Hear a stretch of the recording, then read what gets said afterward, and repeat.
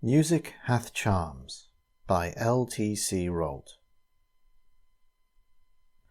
When James Heneage rang up one morning in a state of great excitement with the news that he'd just inherited the property of Trevarthen in Cornwall, and to suggest a joint visit of inspection, Thornton accepted the proposal with alacrity.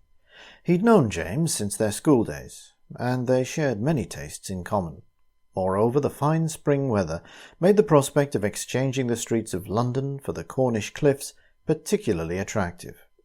The house was said to be furnished, and, assuming it fulfilled his expectations and that he could obtain suitable domestic help, James expressed his intention of occupying it, at any rate for the summer months. As he was at that time engaged upon a study of the early Celtic civilization of Cornwall, which involved considerable local research, such an arrangement would suit him admirably. They arranged to meet the following morning beneath the clock on No. 1 platform at Paddington. Meanwhile, in a mood of pleasurable anticipation, Thornton looked up Trevarthen in Morrow's Guide to Cornwall, and found the following brief entry. Trevarthen House and Cove, Map 2, Square 6C, small but picturesque private fishing cove in Mounts Bay. Penzance, 10 miles, Helston, 6 miles. Traditionally associated with activities of Count Enese, notorious 18th century smuggler and wrecker. Rugged cliff scenery. As it would be difficult to find a Cornish cove which did not boast rugged cliff scenery, and which wasn't popularly associated with smuggling, in fact or fiction, this information left Thornton little the wiser. James Heneage had never visited Trevarthen, and at the time that he received the news of this unexpected legacy from an uncle he'd not seen since early childhood, he knew no more about the place than Thornton. His sources of information, however, were not confined to Morrow's Guide, for his library included a comprehensive collection of historical and topographical works on the duchy, including the great Borlays, and these, as may readily be imagined, he lost no time in consulting. The next day, while the Cornish Riviera Express bore them swiftly into the West Country, he imparted the fruits of this research to Thornton, with the result that by the time they'd rumbled across Brunel's Great Bridge over the Tamar, the latter felt he was already well acquainted with Trevarthen. The house stood on the shoulder of Carnsorne Head, its windows looking across the Gulf of Trevarthen Cove towards the arc of Mounts Bay. It was a massive building of Cornish freestone of indeterminate date, which was believed to occupy the site, or to incorporate portions of, 2 previous dwellings. In fact, one authority advanced the theory that the first building at Trevarthen was a Celtic dun, or cliff fortress, similar to King Arthur's castle at Tintagel. This, however, was purely speculative, for the recorded history of the place began with the Trevarthen family. Minor Cornish gentry who held the estate for many generations and played only a small part in the great events of their day, their history seems to have been in no way remarkable. The last of the line, Sir Peter Trevarthen, supported the royalist cause in the west, and when that cause foundered with the fall of St. Michael's Mount, his estates were confiscated and broken up. Before the Restoration, which might have recouped the family fortunes, he had died impoverished, embittered, and without an heir. Thereafter a curtain of obscurity falls upon Trevarthen House, which does not lift for 100 years. Either it stood empty, or, as seems more probable, it was partly occupied as a farmhouse. But in 1750 the curtain rises upon a melodramatic scene, for in that year Count Enese acquired the property, and there began a brief regime which made the name of Trevarthen notorious throughout Cornwall. Count Pierre Enese de Hou, to give him his full title, is said to have been of Huguenot family, and to have come to Cornwall by way of the Channel Islands, but no more is known of his past history or of the reason why he chose to establish himself in this remote and by this time semi-derelict house. That he was a man of substance we may gather from the fact that he brought with him his own retinue of 10 servants. He was also accompanied by a lady reputed to be his mistress, but who was euphemistically entitled La Pucelle. Among the nobility of the 18th century, the practice of vice was a fashionable pastime, while the average Cornishman of those days feared neither God nor man. But the Count seems to have triumphantly overcome this initial handicap to found a reputation second to none. Tales of unlimited license and debauchery spread abroad, and needless to say he was reputed to have sold his soul to the devil and to dice regularly with this obliging fiend. No doubt such tales were deliberately fostered by the Count and his bunch of thugs, for they must have been little better, in order to deter inquisitive strangers. In this they seem to have been successful, for although coastguards and preventive men must have been aware of what was going on, they apparently made no serious attempt to interfere with the landing of cargoes of contraband in Trevarthen Cove. An even more lucrative source of revenue were the wrecks on the Goat Reef. The Count was reputed to lure vessels to their doom on the Goat by showing a false light on Carnsorn Head, but these stories of wrecking by means of false lights usually have little foundation. When the great gales lashed the seas to fury around that savage coast, those pitiless sharks' teeth of rock must have done their work, often enough without such aids. Even in these days of steam and diesel power, they still claim their victims. False lights or no, there were an unprecedented number of wrecks on the Goat during the Count's regime, and we may imagine that the few survivors met with little mercy at Trevarthen. As is so often the case, a reign of violence ended in violence. A local fisherman laying lobster pots offshore noticed that both the house and the cove seemed deserted, and that the Count's lugger was missing from her usual berth. Emboldened by this unusual stillness, he brought his boat into the little harbour and landed at the quay. Under the cliffs where the zigzag path descends from the house he found the body of Count Pierre Eneze de Hou, with contorted face and broken neck. But of the rest of his gang, including La Pucelle, there was no trace. The superstitious declared that the devil had claimed his own. But the more reasonable explanation, which found favour with the majority, was that La Pucelle had become jealous and persuaded the others to murder the Count before making off with as much of his ill-gotten gains as they could lay their hands on. "Quite a colourful story," concluded James with a laugh. "Good enough for a schoolboy thriller, don't you think?" Thornton nodded. "What happened to the house after that?" he asked. "Oh, nothing of any interest," answered the other. "It stood empty again for many years until my great-grandfather took it, and apparently spent a lot of money doing it up. Funnily enough," he added, "he's supposed to have been of Huguenot descent too, though he didn't take after the wicked Count. By all accounts he was highly respectable." Thereafter, the conversation drifted to more general topics until the train slid down the long incline from St. Erth, and they saw the majestic shape of St. Michael's Mount framed in the carriage window. From Penzance station they took a bus, alighting from it at the point where the narrow lane, which descended to Trevarthen Cove, made junction with the main road. It was a perfect spring evening, still and cloudless, the air soft as only Cornish air can be.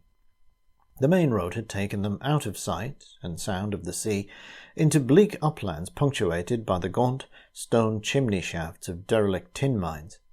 But as they followed the lane downward, the uplands unfolded to reveal blue water, at first only a pool, prisoned by the great arm of Carnsorn, but presently stretching away to the horizon. And soon they scented the salt tang of the sea, and heard again the eternal voice of the Cornish coast, the endlessly recurring thud and surge of the waves against the cliffs of Trevarthen, and the lost crying of the gulls. At the foot of the hill the track veered to the left, skirting the lip of the cove, and it was here that Heneage and Thornton first caught sight of Trevarthen House, a long, low building of weathered stone, sheltering beneath the arc of the headland. Its windows, facing westwards over the sea, glowed with reflected fire from the setting sun. For a few moments they stood entranced by this romantic spectacle, before pressing on up the farther slope toward the house. James almost ran in his eagerness to set foot in his new home. "I quite forgot to tell you," he panted over his shoulder to Thornton, who was doing his best to keep up. "There's an old couple, name of Penrice, who are supposed to be looking after the place. I sent them a wire, so they should be expecting us." They reached the low arched doorway, pulled an iron ring which jangled a bell somewhere in the back regions of the house, and Mrs. Penrice duly appeared. She proved to be a voluble old lady, so it would be tedious to recount the conversation which ensued, but if she was garrulous, she was also efficient. She had prepared beds for them. An appetizing and highly seasoned aroma, which suggested Cornish pasty, wafted out from the kitchen, while the way in which she directed her docile husband to relieve them of their suitcases left little doubt as to who was in control of the establishment. First impressions of the house seemed to justify their highest expectations, but as darkness was falling, and as they were tired and hungry after their journey, they decided to postpone any detailed tour of inspection until the morning. After they'd consumed Mrs. Penrice's pasty, which convinced James that he'd need look no further for domestic help, they sat for a while in the flickering firelight of the low-ceilinged dining room, before retiring contentedly to bed. The sound of the sea soon lulled them to sleep. Thornton never slept with drawn curtains, and when he awoke after a dreamless night, the sun had already cleared the rim of the headland behind the house, and its light was streaming into his room. He lay for a while in drowsy content before he got up, dressed, and walked out onto the narrow front terrace, where James presently joined him. The morning promised a continuance of the fine weather, for the shape of the mount across the bay was blue and indistinct, and the sea was calm. Both men were in high good humour, and after they'd consumed an excellent breakfast, they commenced a thorough exploration of the house. It was not, as James had feared, too large. 4 good bedrooms, excluding the servants' quarters, and on the ground floor 3 large and well-appointed rooms in addition to the usual domestic offices. With the exception of a few good examples of an earlier epoch, fittings, furniture, and decoration reflected a deplorable mid-Victorian taste, but James was undismayed, declaring that the house possessed infinite possibilities, and as he paced to and fro, excitedly formulating his plans, Thornton began to visualize how readily Trevarthen would respond to his friend's good taste. They agreed at once that the drawing-room to the south of the west front was potentially the most attractive room in the house. Though it boasted 3 large windows, 2 set in deep embrasures with window seats facing west over the sea and a third facing south, it was at present darkened by massive mahogany furniture quite unsuited to its proportions, and by a hideous wallpaper of repetitive floral pattern. "I shall make this my library and workroom," James declared, dismissing the furniture with a wave of the hand. "Just imagine," he went on, "all this junk cleared away and the walls cream-colour washed." "Yes," the other agreed, "but you'll have to strip this paper off before you can colour wash. If I know anything about old houses, it's probably about 15 layers thick." As he said this, Thornton was idly smoothing the surface of the wall to the left of the fireplace with the palm of his hand. In doing so, he made a discovery that he was afterwards destined most bitterly to regret. His fingers detected and followed a slight symmetrical irregularity in the surface of the wall beneath the paper. He felt and then felt again. "I say," he said eagerly, "got a knife on you?" "Yes," said James, coming across the room and taking out a pocket-knife. "Why?" Thornton took the knife and opened the blade. "Unless I'm much mistaken," he answered, "there's a cupboard behind here. Mind if I cut the paper?" "Not a bit," James assured him, and added with a laugh, "Perhaps it's full of the old Count's loot." After a few moments' probing, Thornton made a neat rectangular cut in the paper, which was interrupted only in 3 places by what were undoubtedly the hinges and latch of a door. The next thing to do was to open it. After layer upon layer of paper had been peeled off, it became obvious that the cupboard was not locked, but was held by an inside latch, the lever of which had been removed and the resulting hole plugged up. To push up the latch with the aid of a strong kitchen knife obtained from Mrs. Penrice was the work of a moment. The door opened to reveal a small cupboard of 3 shelves, let into the thickness of the wall, but to their unbounded disappointment it appeared, at first glance, to be empty. "Wait a minute, though," said Thornton, stooping to peer into the dark lower shelf. "What's this?" He thrust in his arm and dragged into the light an oblong wooden box about the size of the average deed box. It was beautifully made of oak, with elegant brass mounts. "Aha!" exclaimed James exultantly. "The treasure! What's the betting? Diamonds, doubloons, or only the missing will?" They carried it into the light and set it down on the table by the window. The lid opened quite easily, and then, after their high expectations, both men burst out laughing at the incongruous nature of their discovery. For it was a musical box. Closer inspection, however, revealed that this was no ordinary musical box. It operated upon the normal barrel and pin principle, in this case the barrel being of wood, studded with brass pins. But instead of striking the usual comb, these pins opened the valves of a set of little organ pipes, which were supplied with air by a diminutive bellows, worked from the barrel spindle by a crude form of cam action.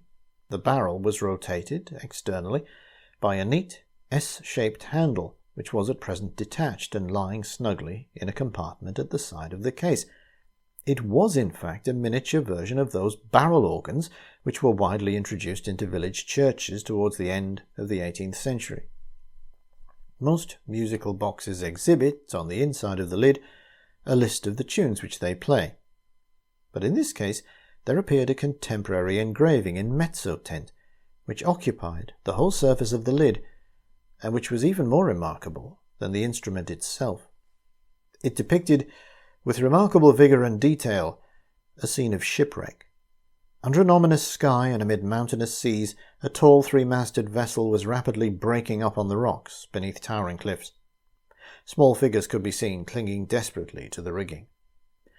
Hovering in a lowering cloud in the extreme left-hand top corner of the picture, a flying figure directed, from inflated cheeks, a blast of air upon the sails of the doomed ship, in that convention beloved of the early cartographers. But scrutiny revealed that here was no curly-headed, dimpled cherub, but a creature of so unpleasant and menacing an aspect that Thornton quickly turned his attention to the foreground. But here the artist's singular and grotesque imagination was displayed with equally skilful and disquieting effect. Upon a narrow strip of beach, out of reach of the waves, a group of figures, seen in black silhouette, appeared to be dancing before a fire. Finally, upon the cliff-top directly above were two more figures. Of these, one was a tall man who stood at gaze, apparently dispassionately regarding the scene below. The other, a shorter figure, stood, or rather crouched, close beside him. The artist had not accorded this last figure the same precision of treatment and attention to detail which characterized the rest of his work. Its vague and shadowy outline failed to suggest a human shape. Yet, after careful examination, Thornton came to the conclusion that if he were to be confronted with a choice of two such evils, he would rather encounter the monster of the air than this creature on the cliff. The engraving was unsigned, but along the margin was an inscription, the significance of which Thornton could not comprehend. It ran, "Ha ha, hu hu, danse ici, danse là, joue ici, joue là." "Well, what do you make of it?" asked James, who had been leaning over his shoulder during this examination. Thornton raised his eyes from the picture and looked out over the calm sea beyond the window for a few moments before replying. "I think," he answered slowly, "that it's a most unpleasant thing. I don't profess to understand what it all means, but if you take my advice, you'd pitch it over the cliff." James looked at him in astonishment. "My dear fellow," he expostulated, "what on earth makes you talk like that? Anyone would think it was an infernal machine. Damn it, man, it's only a child's musical box, and a very rare one at that, from the look of it. We've made a find here. I wouldn't dream of throwing it away." "Have it your own way, then," said the other, with a shrug of the shoulders. "Perhaps I'm being a fool, but," he added, "I would hardly describe it as a toy. That pretty picture on the lid would give most children the horrors." Thornton paced across the room to the fireplace, while James again bent over the musical box. "It's certainly in rather queer taste," he admitted. As he said this, he took out the little curved handle and fitted it over the barrel. Thornton heard the faint click as it went home and turned to see what he was doing. Without knowing what prompted him to do so, he cried out, "For God's sake, leave the thing alone!" But James only laughed and turned the handle. At first the instrument only produced a sibilant noise, not unlike the eager panting of an excited dog. Then suddenly it broke into a shrill piping tune to the rhythm of a lively jig. But it was like no tune that Thornton had ever heard before. It reached a top note that, like the squeak of a bat, was almost beyond the range of audibility, and whose piercing quality positively hurt the eardrum. The tune rose to this thin yet deafening climax, or fell away again in a series of exuberant capriccios quite horrible to hear, because the dissonance of their diminished intervals never seemed to find resolution. Again, despite the comparatively small volume of sound it produced, the instrument seemed to possess the power to awake sympathetic resonance, not only in the table upon which it stood, but in surrounding objects, until the whole room seemed to be whistling in unison. Thornton, who thought he'd never heard so hideous a sound, eventually found he could stand it no longer, and shouted out, "For heaven's sake, stop that fiendish din!" Obediently James stopped, withdrew the handle, replaced it carefully in its compartment, and closed the lid. He was smiling in a curious, sly sort of way. "Why?" he asked. "Don't you like it? Perhaps I've got no ear for music, but personally I think it's rather fun." He tucked the box carefully under his arm and moved towards the door. "I think it's horrible," said Thornton bluntly. "Where are you going with it, anyway?" "I'm taking it up to my room," the other answered. "I'm not going to give you the chance to smash my musical box when I'm not looking." "I wish to hell I could," Thornton muttered as James disappeared up the stairs. In a brief half-hour the wretched thing seemed not only to have raised a barrier of mistrust between them, but to have emptied the house of all content. The happiness of yesterday, and even the pleasure and excitement of the morning, already seemed to have receded into a remote past. With difficulty, Thornton tried to analyze his feelings. It was as though they had somehow awakened Trevarthen House from sleep, and that this wakefulness was hostile. He realized that he hated the place, and was filled with an urgent desire to get away from it as soon as possible. As he could give no valid reasons for this impression, Thornton hesitated to mention it to James, who appeared to be insensitive to any such change in atmosphere. For the rest of the evening he seemed in high good humour, and continued eagerly to discuss his proposed alterations. Yet, although it may have been his imagination, Thornton thought he could detect a certain forced quality about James's gaiety, a certain nervous restlessness which had not been noticeable the previous evening. He thought, too, that Mrs. Penrice seemed to be ill at ease, and to look strangely at his host while she was serving dinner.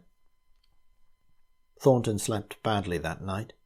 To begin with, the weather broke unexpectedly, the wind veering to the southwest and rising to a gale which was accompanied by lashing squalls of rain. Though his room was on the landward side, he could hear, above the tumult of the wind, the thunder of heavy seas breaking upon the rocks. On its exposed side, Trevarthen caught the full force of the gale, so that the house seemed full of sound. Casements rattled, there were minor creaking noises which suggested stealthy movement, and once a door slammed somewhere. At one time he awakened from an uneasy doze and thought he could hear faintly the eldritch sound of the musical box, but decided that it must be the piping of the wind. Once, too, he thought he heard James talking, or rather calling out, in his sleep. By the time dawn broke, a grey, reluctant dawn of flying cloud, Thornton had finally resolved to leave the place as quickly as he conveniently could. James came down late. He looked pale and distracted, and yet, in a queer sort of way, rather smug, as though he nursed a secret joke. In response to his friend's inquiry, he protested that he'd slept well, though Thornton noticed that he seemed reluctant to look him straight in the face. The barrier of reserve which had come between them now seemed to have grown insurmountable, yet Thornton doubted his ability to excuse his premature departure convincingly. It was a measure of the change which had come over their relationship that he found it necessary, on the pretext of posting an urgent letter, to send himself a telegram from the post office in the neighbouring village. It arrived while they were at lunch. Though he made polite protestations of disappointment at the news of his friend's imminent departure, James made no attempt to dissuade him. In fact, Thornton thought he seemed secretly relieved. He even helped to speed his parting guest by looking up timetables. "There's a bus from the corner," he announced, "which connects with the 8:40 night sleeper from Penzance. That will get you into town in time for your appointment in the morning." That evening, as he stood on the doorstep bidding goodbye to his host, Thornton's conscience smote him at the thought of his precipitate desertion. While nothing would have induced him to change his mind, he felt guilty and uneasy at the thought of leaving James alone at Trevarthen. But, illogical though it was, this feeling of uneasiness could be associated with nothing more tangible than a musical box. "I know you think I'm a fool," he said diffidently as he took James's hand, "but do take my advice and get rid of that musical box. I couldn't tell you why, but I just don't like it." But it was no use. James only laughed.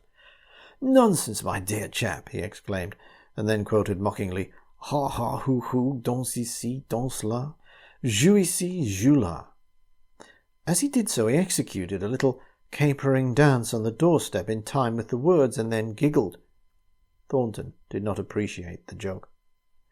"Goodbye," he said, abruptly, turned on his heel.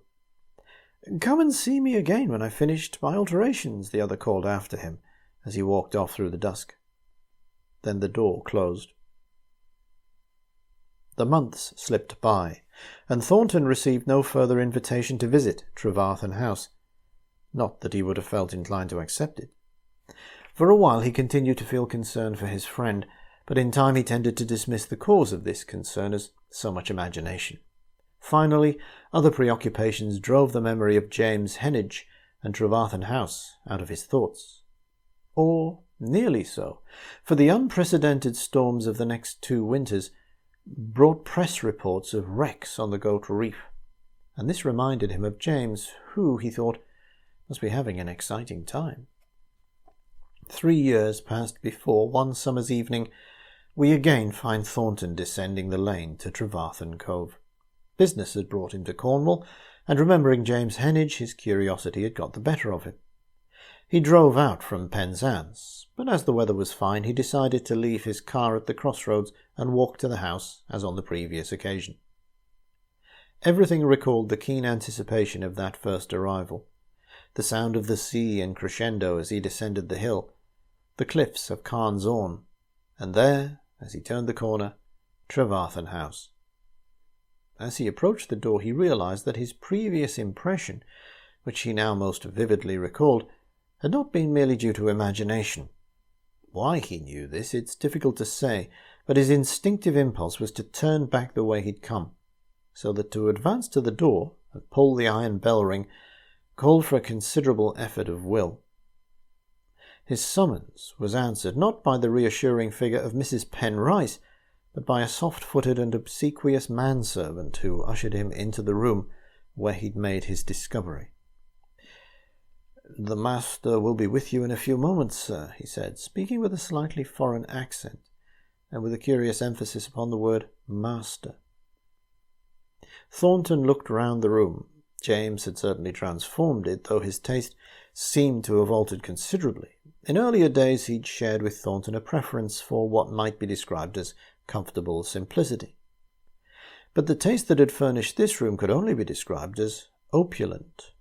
Or was sensuous a better word? Walls, fitted bookcases, and the deep pile carpet were of a pale greyish-green colour, which was certainly an admirable foil for the rose velvet coverings of the luxurious sofa and chairs and the magnificent brocade window curtains. One corner of the room was occupied by a grand piano. The cupboard which he'd discovered had been converted into a small embrasure. The door had been taken off, and the interior painted in a shade of colour slightly darker than the walls, and cleverly illuminated by concealed strip lighting.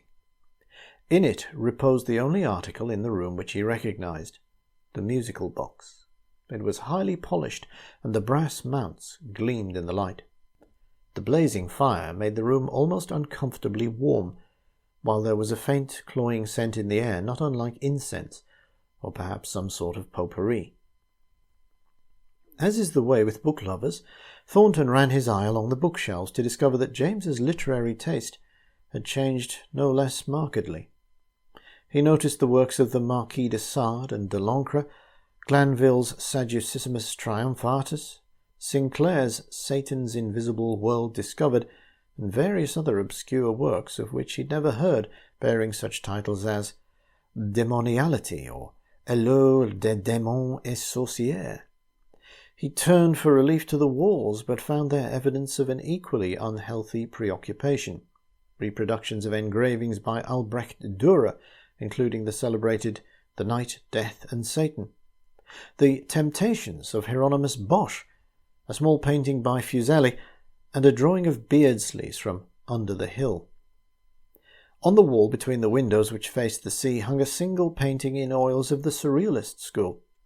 At first glance it appeared to be an ordinary seascape, an expanse of sea stretching to the horizon with rocks in the foreground. But closer inspection revealed that these rocks were of strange shape. In fact, Thornton began to doubt whether the huddled forms upon the beach were rocks at all. He was examining this picture intently, and was rapidly forming the conclusion that it was probably the most unpleasant thing in the room, when someone chuckled softly, and he swung round to discover that James had come noiselessly in and was standing close behind him. He'd grown paler and thinner since he'd last seen him, and his eyes were very restless. "Hello, Thornton," he said, extending his hand. "Glad to see you. What do you think of it?" he went on, nodding towards the picture. "Don't you think it's rather nice? It's a bit of La Pucelle's work." "La Pucelle?" Thornton repeated, mystified, and the other laughed. "Oh, it's only her nickname, just my little joke in the tradition of the house. Her real name is Jean. You'll meet her in a few moments." While he was speaking, Thornton noticed that his friend had acquired some peculiar nervous mannerisms of speech and gesture. At the same time, however, there was something smug and self-satisfied about him, as though he still harboured some secret joke. Yet James seemed genuinely pleased to see him. "I am glad you came," he averred with apparent sincerity. "Sit down and have a drink. Sherry. You'll stay to dinner, of course." He took a heavy cut-glass decanter and 2 glasses from the shelf below the bookcase. "My word," said Thornton as he sipped his drink. "Where'd you get this? I can't buy sherry like this in London." The other giggled and looked sly. "You shouldn't ask such questions in Cornwall," he admonished. "But as a matter of fact, I'll tell you. We have to thank the Goat Reef for this. You may have read in the papers last winter about the wreck of the Santa Maria. She was bound from Portugal to Dublin, but she got blown hopelessly off course. A good many of the barrels were broached, but we managed to save a few. Sounds like the good old smuggling days, doesn't it? But when you live on the Cornish coast, you soon learn to keep a sharp eye on the beach." He giggled again, rubbing his hands one over the other. "Oh, yes, I'm quite deeply indebted to the Goat Reef." Thornton didn't care for the way he said this, and there was an awkward pause which was broken by the opening of the door. "Here's Jean," James exclaimed, and the 2 men stood up. "Jean, this is an old friend of mine, Tom Thornton." The girl, who was standing on the threshold of the room, inclined her head and smiled. She was tall and of a pale but perfect complexion, which contrasted strikingly with a pair of unusually large dark eyes, and the mass of black curls which clustered closely about her head. She wore an elegant long-skirted dress which suggested the style of the Second Empire, and as she advanced towards him, moving with superb grace and assurance, Thornton thought she was the most striking woman he'd ever seen.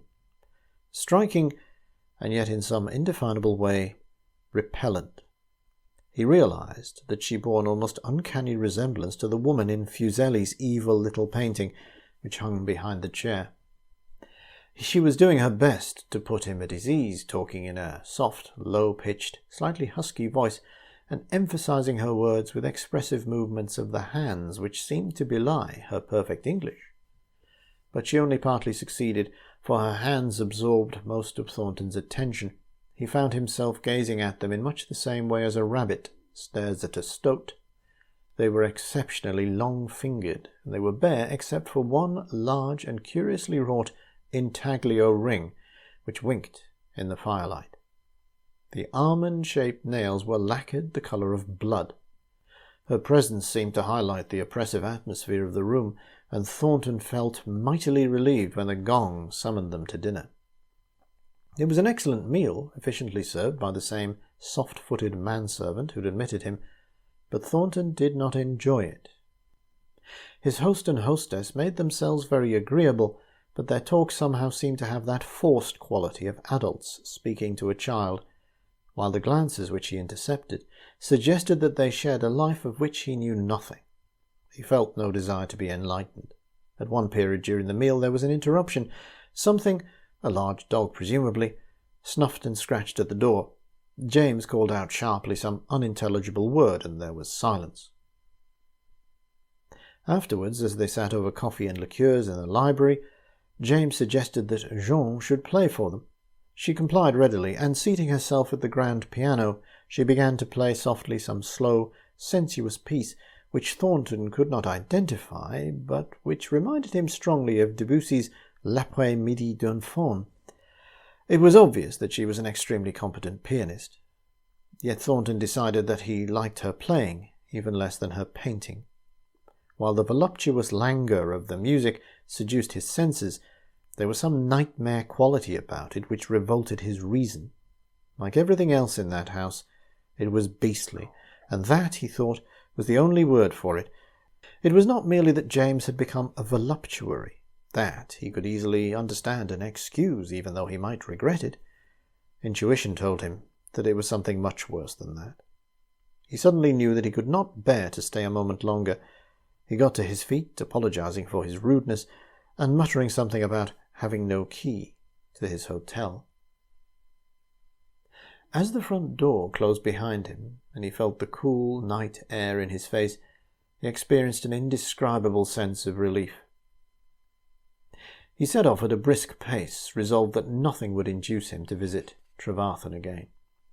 But when he reached the corner, he turned to take a last look at the house. As he did so, the front door opened, and a figure, which he recognized to be that of James, was sharply silhouetted against the rectangle of light. He seemed to be peering out as though looking for something or someone. And then he saw, dimly visible in the light from the windows, that this unknown someone was in fact moving to meet him. Something about its shape, and the way it crouched, was very familiar to Thornton, and he confesses that at this point he turned and ran, nor did he stop running until he reached his car.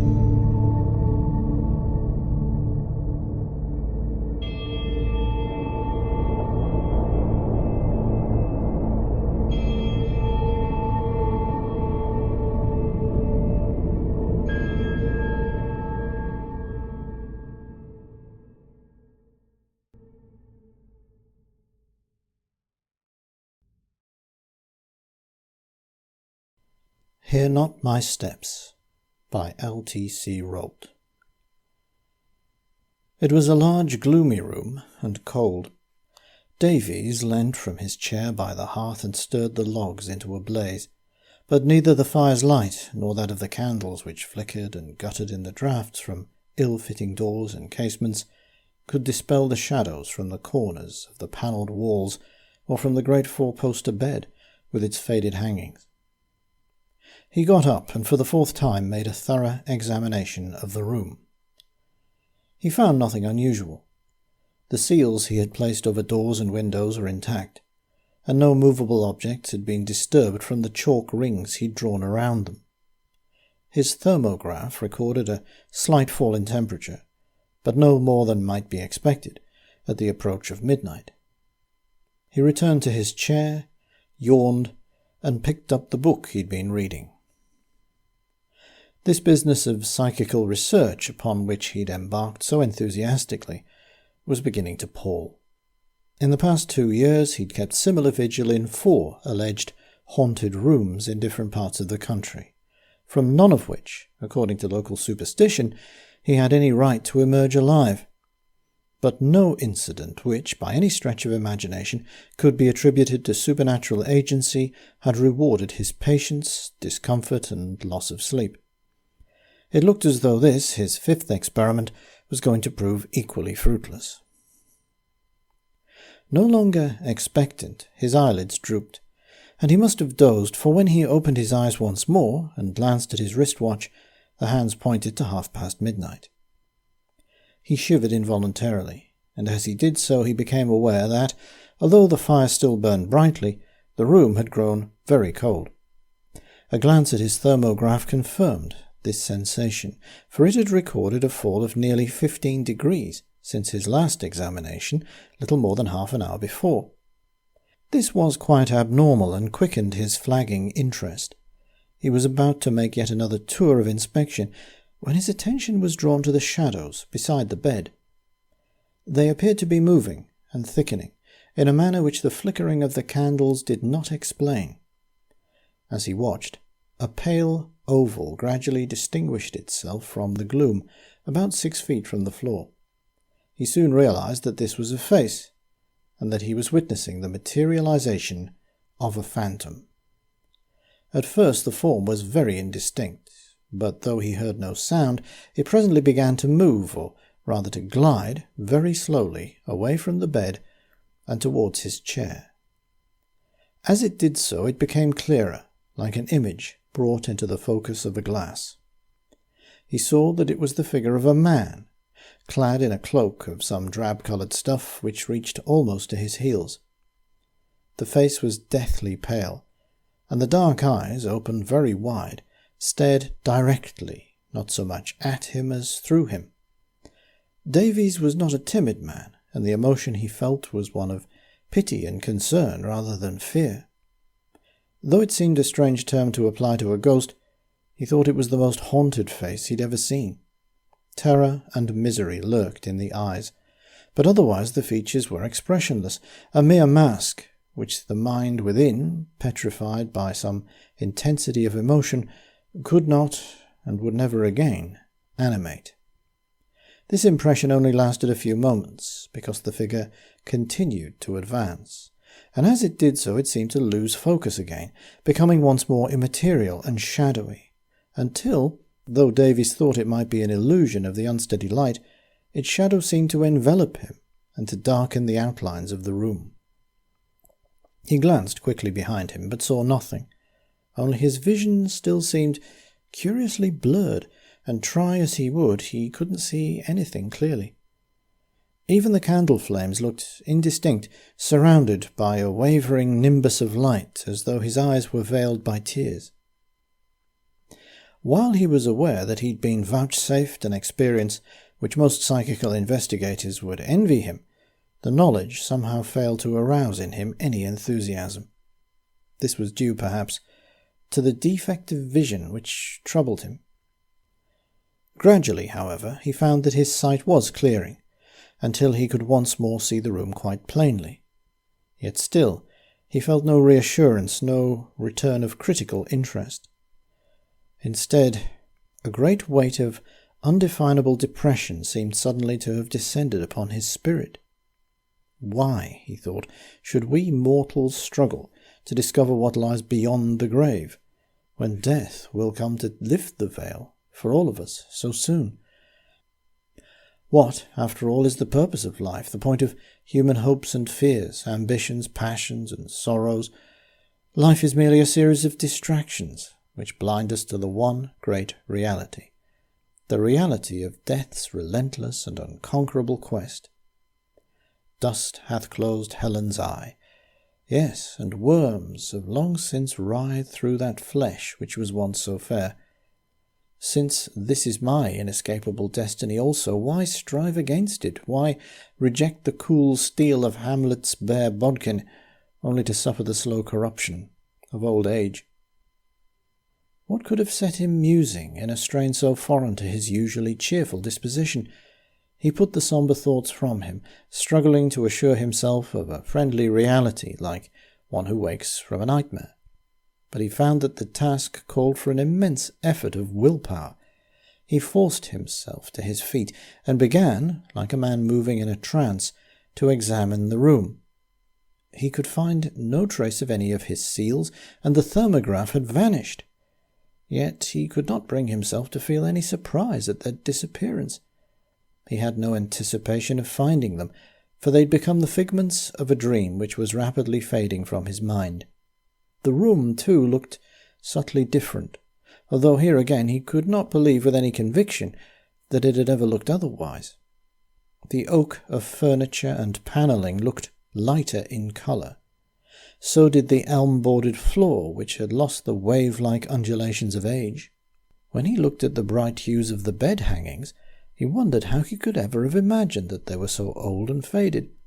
Somehow the sight of the bed filled him with an indescribable feeling of loathing and revulsion, so that he moved away hurriedly towards the window and looked out. In his dream, for a dream he was now convinced it was, he'd gazed down upon a square of wasteland bordered by a row of tall poplars. But now a full moon showed him clearly that there were no poplars, and that the wasteland was, in fact, a garden of clipped yews and terraced walks. Had he ever regarded such a prospect with equanimity? Every yew must surely harbour in its grotesque shadow some hostile and malevolent shape. Nor was there any solace to be found in the stillness of the night, in the pallid moonlight, or even in the great star-pricked dome of the sky. Thou sure and firm-set earth, hear not my steps. The words of Macbeth echoed in his mind as he experienced a strange feeling of detachment. It was as though the dark globe were spinning beneath his feet, about to cast him out into the desolation of outer space. He gazed up at the sky. What if death were not, after all, an ultimate oblivion, but the prelude to an eternal suspense, lifeless yet deathless, in the cold and the dark of illimitable nothingness? His soul shrank from so desolate a conception, and, trembling, he moved back once more into the room. It looked bright in the light of the many tall candles which smoked in their sconces. He understood quite well now that horror lay concealed behind the hangings of the bed, yet an irresistible compulsion drew him there, and before he parted the curtains he knew what he would see. The woman's hair, fanning out over the pillow's whiteness, gleamed gold in the candlelight. She had been so beautiful, he remembered, whose only glory now lay in this hair. How quickly that beauty had been snuffed out! Where the roses and lilies so lately bloomed, now black corruption already crept. Who would beg a glance from eyes which had started from their sockets to stare so hideously? Or a kiss from lips drawn back to reveal the sharp teeth which had bitten through the protuberant tongue? On the coverlet lay a length of whipcord. He picked it up, running its taut length between his fingers. Then, very deliberately, he coiled it about his throat and drew it tight. As he did so, he realized what he was doing, but his hands continued to strain upon the cord until the sound of choking ceased, and it was very still in the room.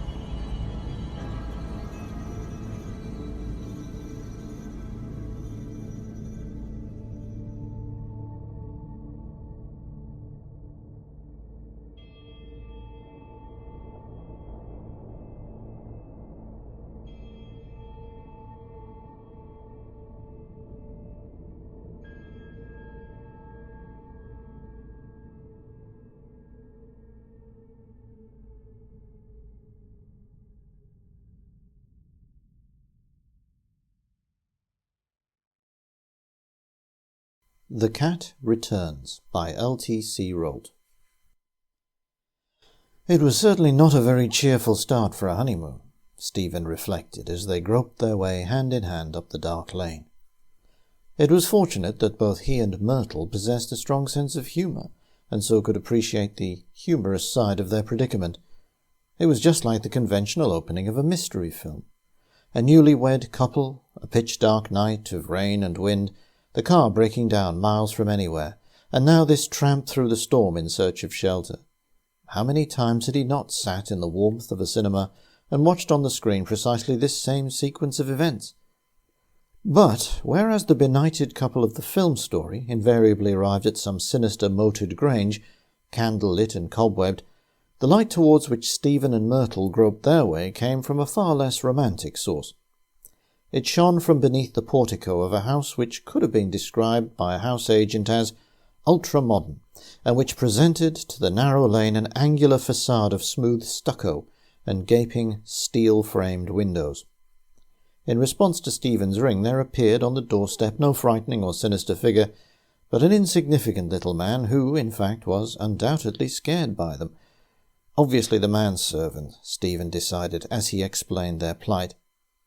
The other seemed to be reassured by his explanation, for he opened the door wider and ushered them in, saying as he did so, in a nervous, jerky manner, Come in, do. Only too pleased to help you. It's a dreadful night to be stranded, and you must stay here, of course." He insisted on helping them out of their sodden coats, which done, he showed them into the lighted room from which he'd obviously emerged. It was expensively but tastelessly furnished in a style in keeping with the rest of the house, and a cheerful wood fire burned in the grate. The host had evidently been settled in an easy-chair by the fireside, for the cushions were disturbed. A decanter, siphon, and glass stood on a small table beside it, and a newspaper, hurriedly thrown aside, lay crumpled on the carpet. He motioned them to be seated. "Have you dined?" he inquired, and without waiting for an answer continued in the same nervous monotone, "Let me get you sandwiches. I'm afraid it's the best I can offer you at this hour."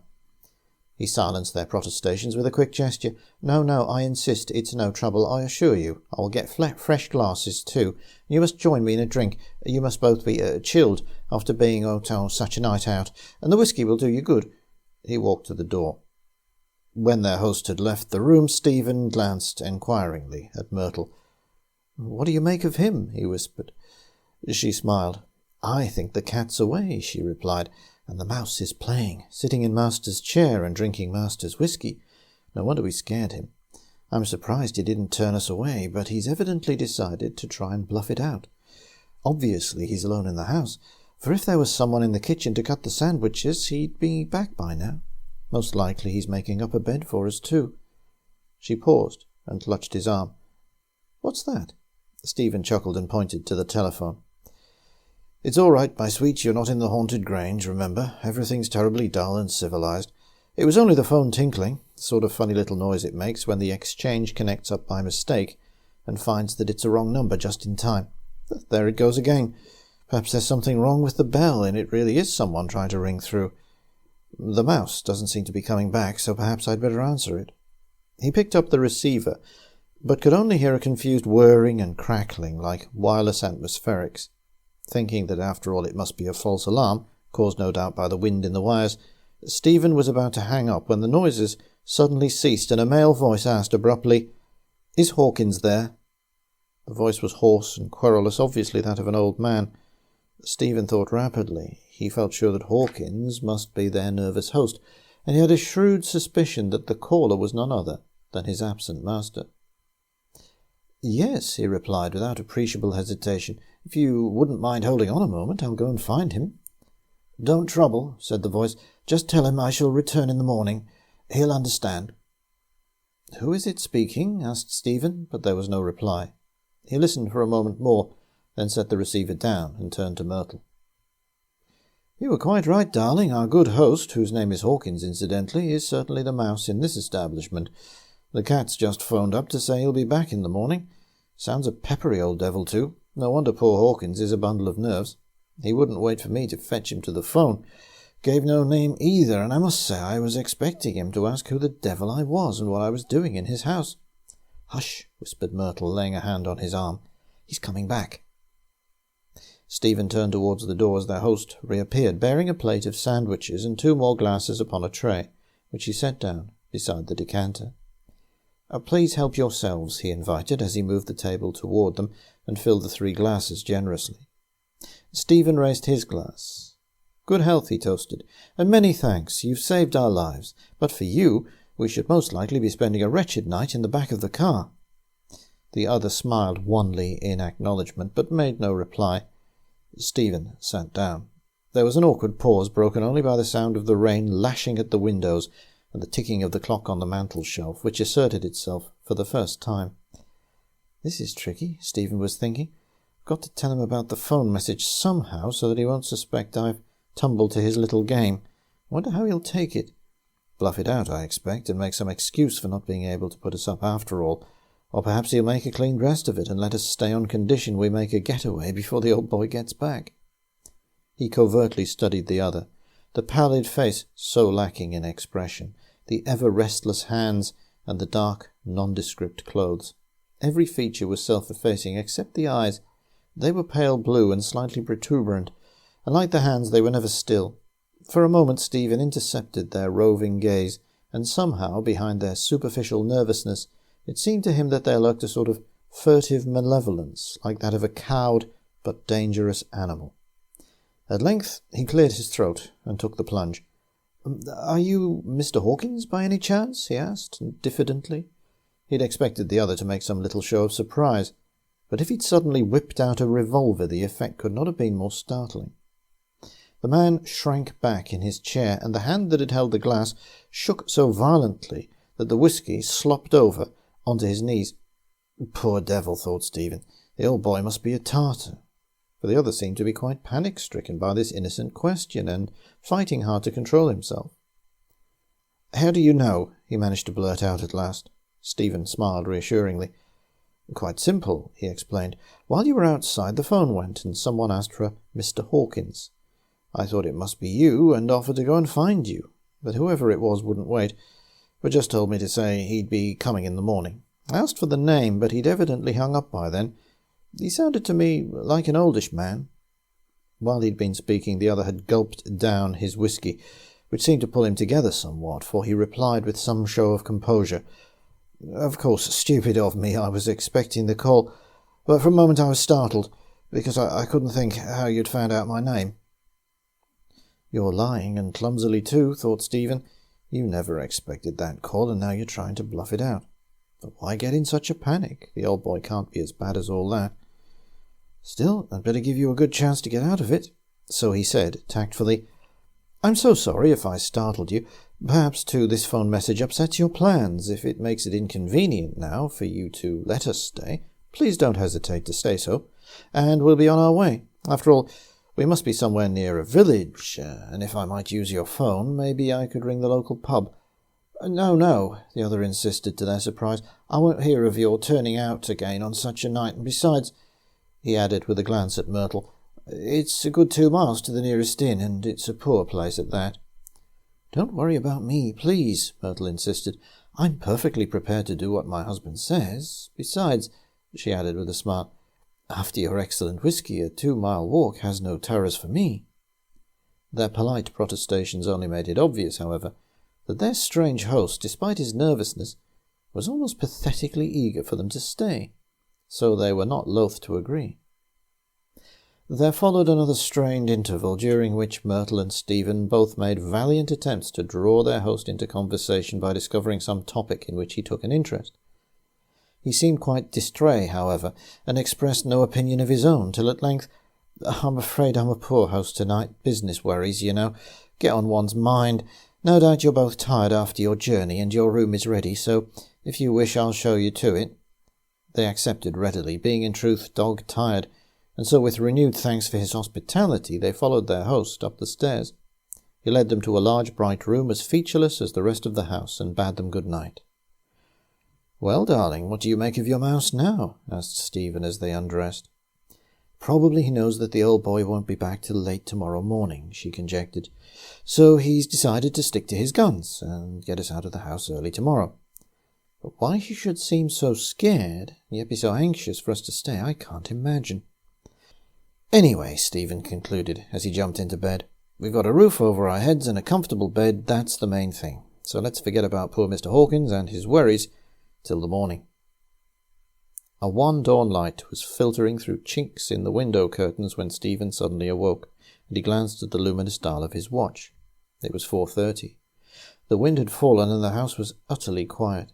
He was usually a very sound sleeper, and now he had an uneasy feeling that some strange instinct, whether prompted by dream or reality he knew not, must have caused him to awaken thus suddenly and at such an unearthly hour.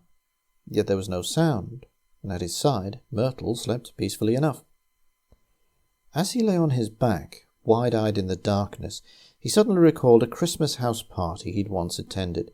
He remembered how one night they'd sat round the fire and held a competition to decide who could describe the most terrifying apparition.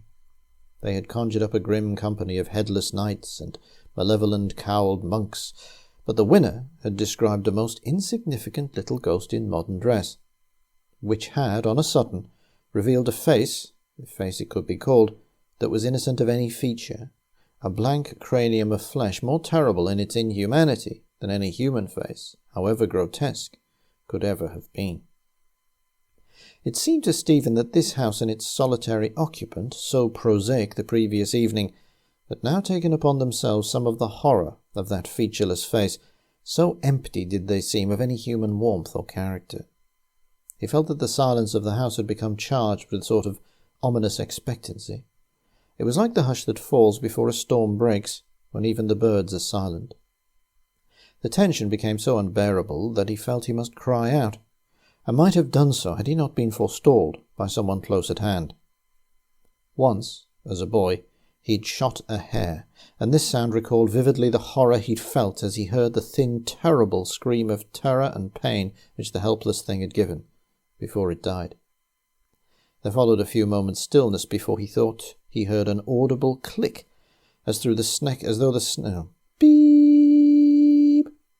There followed a few moments' stillness before he thought he heard a just audible click, as though the sneck of a door, closed with infinite stealth, had sprung home. There then came, undoubtedly from the next room, a confused choking and bubbling noise, very terrible to hear. This was too much for Stephen. He clambered stealthily out of bed, bent over Myrtle for a moment to assure himself that she still slept, and then groped his way to the door. The sight that met his eyes when he switched on the light in the next room was one destined to remain with him in all its horrid detail for the rest of his life. It was a scene of Grand Guignol. The man Hawkins lay on his back in the bed, his blue eyes no longer restless but staring fixedly upward. His throat was cut, and he was obviously dead, for his choking had ceased. A broad crimson stain had welled up over the coverlet, and on the floor, just out of reach of the limp fingers of his dangling right hand, lay an open razor. The handle was of ivory, and upon it were engraved the initials A.M. The morning was well advanced when Stephen and Myrtle returned to the house with the local constable, a stolid and imperturbable countryman, whose company they found oddly reassuring. To their relief, he seemed to have accepted without question the explanation of their presence in the house. He left them to wait below while he stumped ponderously up the stairs to investigate.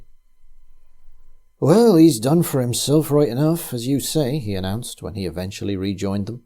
"Just the very same as his master done a year ago." He shook his head.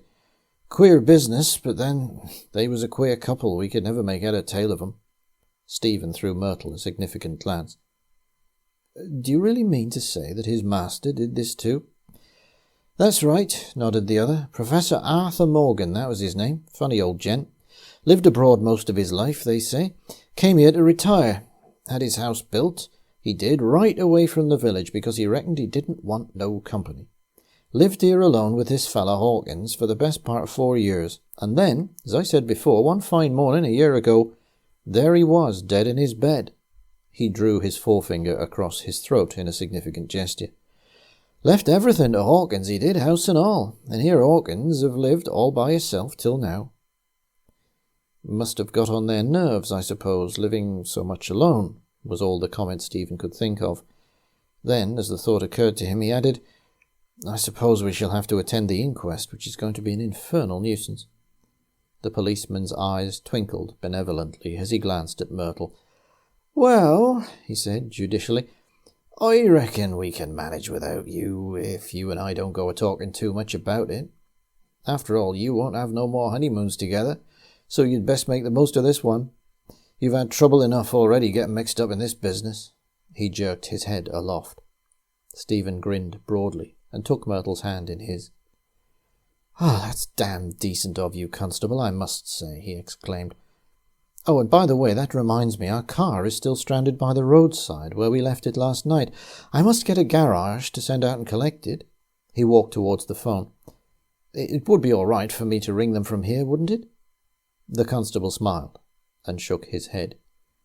"I'm afraid you won't do no good there, sir," he answered. "I know because my daughter works on the exchange. Mr. Hawkins gave orders for it to be cut off 6 months or more ago."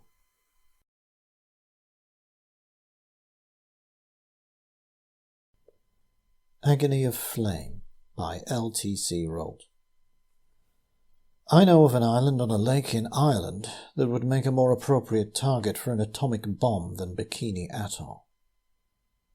This unexpected and astonishing statement, and the way in which it was spoken, brought our somewhat inconclusive discussion on the subject of the atomic bomb tests to an abrupt close. It was followed by a few moments of uncomfortable silence, during which we eyed the speaker with mingled feelings of embarrassment and curiosity.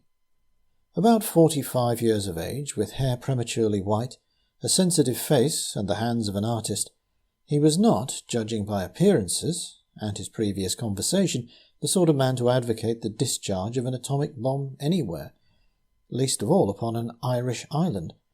Obviously he read our bewilderment in our faces.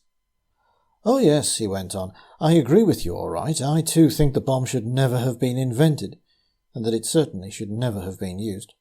But on the other hand, I can assure you that if there's one place on earth which should be utterly obliterated, it's this island. No, I'm not going to tell you where it is. Some of you might be inquisitive, and such curiosity, if acted upon, would be dangerous. In fact, it might be deadly dangerous. 10 years ago I spent a night on the island. Since then I've quite forgotten what it's like to sleep dreamlessly." He laughed, but without mirth. "But I was lucky. My companion was by no means so fortunate. You want to hear about it? All right, but I shall be surprised if you believe it. However earnestly I swear that it's true. I came to the lake in which the island lies by water. My friend, I'll just call him Jack, and I were cruising round the Irish coast in the 35-footer which I had at the time, and using our auxiliary engine we found our way up the canalised river which connects the lake with an arm of the sea. There are a great number of these fjord-like inlets in Ireland, particularly along the west coast, so this won't give you much of a clue to our whereabouts. It had been what the Irish call a soft day, I remember. There was no real weight of rain, but the clouds never cleared the mountains. Sometimes they lifted until they only cut off the high summits, but at times they crept down to water level and enveloped us in a mist that was deceptively wetting. Though the sky remained overcast, the light had that unique silvery luminous quality which you only find in the west. By the time we reached the lake it was nearly dark. Whistler might have called the scene "nocturne in black and silver," though there was so little colour that it was subject for wood engraver or etcher rather than printer. There wasn't a breath of wind to floor the surface of the lake. It reflected so perfectly the last pale light of a sky uncoloured by any sunset that the black shapes of numerous small wooded islets seemed to float in air, unsubstantial as Prospero's pageant. Once an arrowhead of wild geese flew honking overhead, and occasionally there floated over the water a raucous sound which I attributed to a heronry on one of the islands. Otherwise, only the steady throb of our little Kelvin engine broke the stillness. We Saxons don't understand the Irish, you know, and I don't suppose we ever shall. We label their mysticism Celtic twilight, and dismiss it jokingly as a sort of childish whimsy. But if you were to find yourself alone in the west of Ireland, in circumstances such as I'm describing, maybe the joke would begin to lose its point. Brought up in a more bracing climate, we don't give ourselves time to stop and think. but burn out our lives in an elaborate world of our own artifice. But out there, in the loneliness and the soft, relaxing, misty air, self-importance quickly dissolves. Life seems ephemeral, and you begin to understand the Celt a little better. His sense of the past, his lack of ambition, which we call shiftlessness, the melancholy that never leaves him even in his joy. But I'm wandering from the point. I wanted to convey to you the atmosphere of the place, but unless you've been to the far west yourselves, I think it's beyond my power to do so. Suffice it to say that if someone had assured us that those squawking herons were really furbolgs, or that the geese were the host of the Sidhe, I'm sure we would have believed them. You may therefore suppose that what I'm going to tell you is merely the product of a too vivid imagination. In answer, I can only assure you that what follows has nothing whatsoever to do with Irish mythology, and that it would take more than a furbolg to turn my hair white overnight. I had previously selected an anchorage after a study of my large-scale map, a small bay that appeared to promise good shelter from the south and west if the wind rose. The Irish lakes can be devilish uncomfortable in rough weather. Crossing the lake was a rather tricky business because we were afraid of rocks, and the failing light made visibility very limited. However, we kept going slowly ahead, and eventually found our way into the bay without incident. From the little we could see of it, it certainly seemed a snug enough berth, so I put her astern while Jack went forward and let the anchor go. Commanding the entrance to the bay was a small island with a ruined castle on it. The walls seemed to rise almost sheer out of the water. In fact, it was impossible in the dusk to tell where rock ended and masonry began. When we passed it on our way in, I might have mistaken it for a natural crag if I hadn't noticed it previously on the map. I went down to the galley and began preparing our supper, while Jack took the dinghy out to lay a nightline. By this time it had fallen quite dark, and there was no moon. I was just getting ready to dish up when I heard the creak of oars, and presently the dinghy nudged the side just below the galley porthole. "Take a look at that ruined castle of yours," Jack shouted. "Why, what's the matter with it?" I called back, busy with the frying pan. "Well," he answered, "doesn't seem to be so ruined after all. There are lights in it. See for yourself." I put down the pan and looked out through the porthole. He was quite right. Light shone from what appeared to be windows near the base of the keep. I was at once struck by what I can only describe as the peculiar quality of the light. How can I attempt to explain what I mean? It was so unlike anything I'd ever seen before that it was impossible to imagine the source of it. Somehow I felt instinctively that it was not produced by any sort of lamp. In colour it more nearly resembled flame, yet it never flickered nor wavered, while in some extraordinary way it conveyed an impression not of heat, but of coldness. As we watched, I from the porthole and Jack from the dinghy, a curious thing happened. The light increased in brilliance, slowly and absolutely steadily. This may not sound very odd in the telling, but I despair of conveying to you how strange and unnatural was the effect of this steadily increasing brilliance. As it waxed, the source of light appeared to rise, slowly floating up, it would seem, from floor to floor. First floor windows appeared, at first dimly, then brilliantly, as the light below waned, the process being repeated on the second story. Then it descended again, all the while gathering to itself more brilliance until, when it reached the ground once more, it had grown almost uncomfortably dazzling. But only for a time. Another odd feature struck me.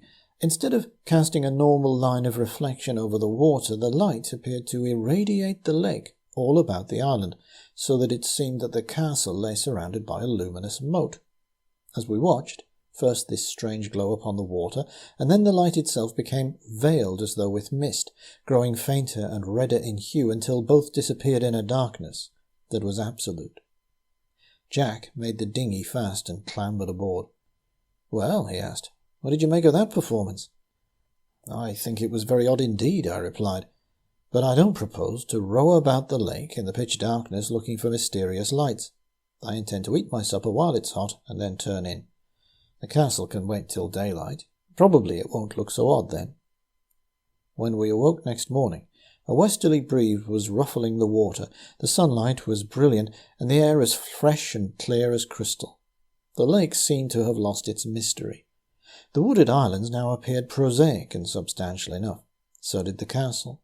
It certainly looked as though it might be inhabited, for it presented to us 3 stories of casement windows, which were obviously of much more recent date than the fabric of the keep. Yet we could see no sign of life. If there were chimneys, they were invisible to us, and we could detect no smoke. When we'd disposed of breakfast, we decided to row over to the castle and satisfy our curiosity. We were only halfway to the island when we made our first singular discovery. I was rowing, and Jack, sitting in the stern, suddenly said, "Look," and nodded towards the castle. I shipped my oars, looked over my shoulder, and saw at once what he meant. The windows we had seen were not, in fact, windows at all, but white wooden shutters having upon them the painted semblance of frames and sash bars. We looked at each other, then, for a moment, saying nothing, and somehow, in spite of the bright sunlight, the castle no longer seemed quite so prosaic. Then I rowed on. We circled the island until we found a ruined stone quay, where we were able to run the dinghy in and step ashore. Have you got a feeling for places? I mean, do you find that some places are friendly, while others are quite the reverse? Well, I have, and the moment I stepped out of the boat I knew that this island was the most unfriendly spot I'd ever been in. Jack was insensitive to impressions of this sort and noticed nothing, but we both remarked on the complete lack of life of any sort on the island. It was simply a mass of naked rock and masonry standing up out of the water. There was no grass. There did not even appear to be any moss upon the stones, which looked as though they'd been blackened by fire. No jackdaws whirled away as we walked through the arched doorway into the shell of the building. Except for the wind and ourselves, nothing stirred. I say shell because the place had obviously been burnt out. It had no roof, but consisted simply of 4 stark walls with their sightless window apertures.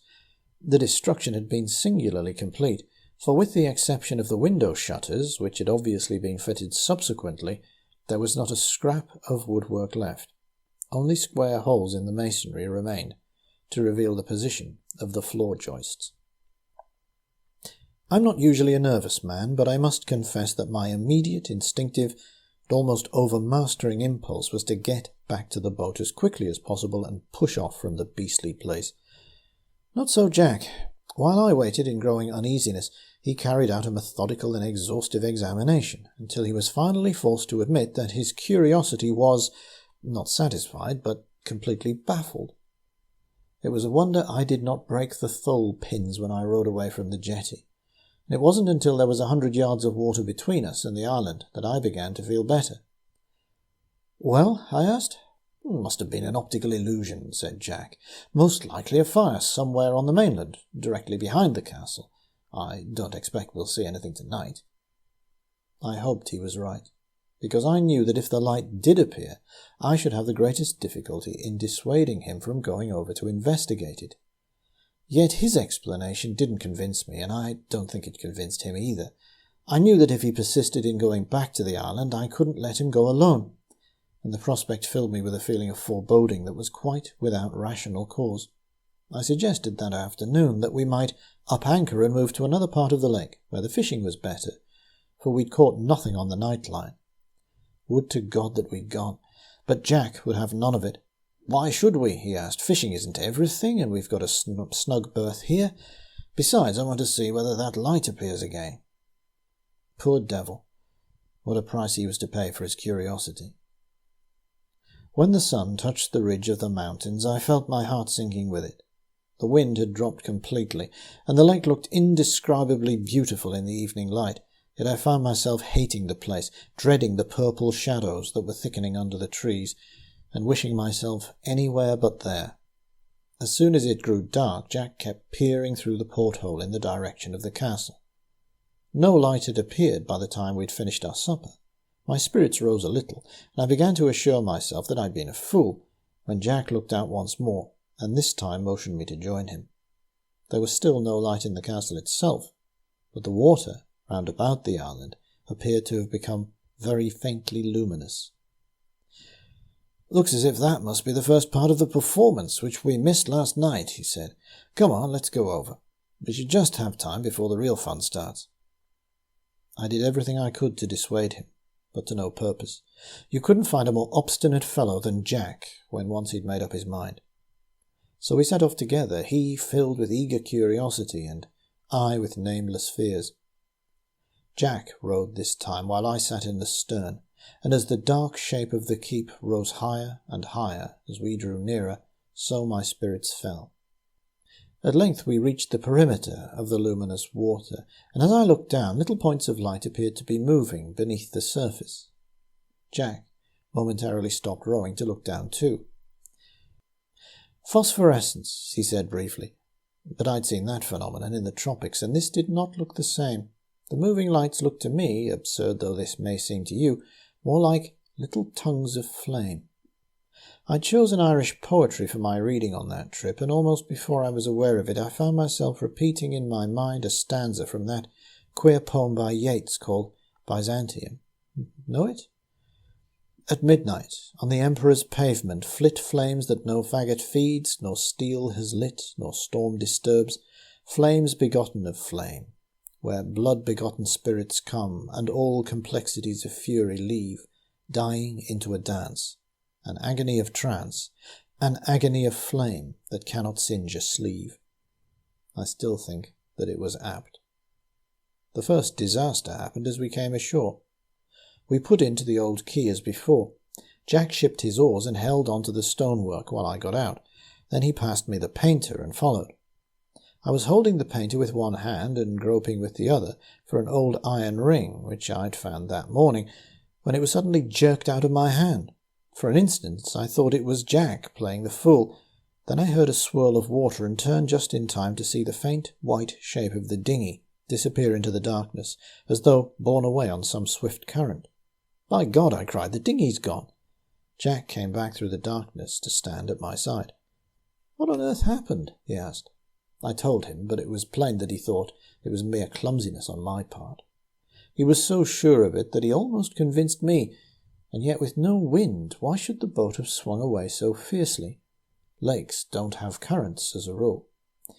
"Oh, well," said Jack resignedly when he'd finished twitting me on my carelessness, "we shall just have to make a night of it now, that's all. She may drift back, otherwise one or both of us will have to swim for it when the light comes. It's not very far to the shore." This was not very reassuring. The island in daylight had been bad enough, but in this darkness the sense of imminent menace was infinitely worse. It would be 5 hours before the dawn came, and meanwhile there was the possibility of the appearance of another, and less friendly light. We did not have long to wait. We'd been so absorbed by the loss of the dinghy that we had failed to observe the fact that the phosphorescence had disappeared from the water, but now we realized that we stood in total darkness. We were groping our way along the quay when Jack suddenly gripped me by the elbow. "It's here again," he whispered in tense excitement. "Look there." I saw it as soon as he did. We were approaching the doorway into the keep at an oblique angle, but we were near enough to see that there shone from it that steady, flame-like light which we'd seen the night before. Looking up, and this will seem to you fantastic, we saw that the windows were also luminous. We stopped. The light was dim, but as we watched it grow, and as it grew we became aware of a sound. I think I can best describe it as a sort of hissing, bubbling noise like that of a great cauldron boiling, though that won't give you any idea how horrible it was. At the same time I felt, though this may have been imagination, as though the solid rock was vibrating ever so slightly beneath my feet. Quite frankly, I was terrified, and I think even Jack was scared, judging by the way he continued to grip my arm. Both sight and sound suggested heat, yet it was deathly cold, and seemed to grow colder as the light and the hissing noise increased. The whole island seemed to have become the powerhouse of some monstrous sort of energy. People argue that fear of the supernatural is simply fear of the unknown, that as soon as it becomes known, and therefore natural, fear will disappear. I disagree. I believe there are certain things we cannot or should not know, and I think that the source of this unholy light was one of them. Normally I have an inquiring, sceptical mind, but my prayer at this moment was that I should not see it. Jack, apparently, thought otherwise. The light had followed the same course as before. It had risen to the top story and was now descending, becoming very brilliant. I think I must have shut my eyes when I realized that Jack was no longer holding my arm. It all happened in a moment. I opened my eyes to see him striding towards the doorway. I shouted to him to come back, but it was too late. He'd wheeled into the doorway and stopped abruptly, just as though a door had been slammed in his face. I could see him all too clearly in that hellish glare. I heard him give a most awful whinnying cry, much more like an animal than a human being, and then his head jerked back in an unnatural, mechanical sort of way, and he began pushing the air before him with his hands as though fending something off. After what seemed an age, but was probably only a matter of seconds, he turned, came stumbling back, and collapsed at my feet. My one idea was to get as far away from that doorway as I could. Sheer panic gave me strength, and in next to no time I dragged him down to the end of the quay. Yet even here things were little better. The rocks below the water flickered with light that I can only call cold flame, and the water itself seethed and bubbled, hissing on the margin, while a mist, I can't call it steam, for it was ice cold, rose from it to swirl and thicken about me. I shall never know how I managed to endure the rest of that night, nor shall I ever forget a detail of it. For the most part, Jack lay still, but every now and again he would recommence that desolate, inarticulate crying, all the while pushing something away from him that only he could see. The mist became dense, and it seemed to my distraught mind that it was peopled with shapes, formless, yet somehow purposive and evil, advancing towards the castle and glowing like flame in the reflected glare. I thought then, as I still do, that the thing in the castle must be an elemental, whatever that may mean, and the possibility that it might advance upon me through that doorway whose outline I could still see through the mist filled me with an emotion for which terror is much too mild a word. I remembered reading somewhere that if you don't look at an elemental, you're safe, so I closed my eyes, but it took every shred of willpower that was left to me to keep them shut. For it was as though some malignant force was bent upon undermining my will, and so inducing me to open them. It peopled my mind with obscene creatures which crawled out of the water and pressed close about me, so that I had to cover my face with my hands and press my fingers to my closed eyelids. But at last I felt the horrors leave me, and the air grow warmer. I opened my eyes slowly and fearfully to find that the blessed sun had already cleared the woods on the farther shore.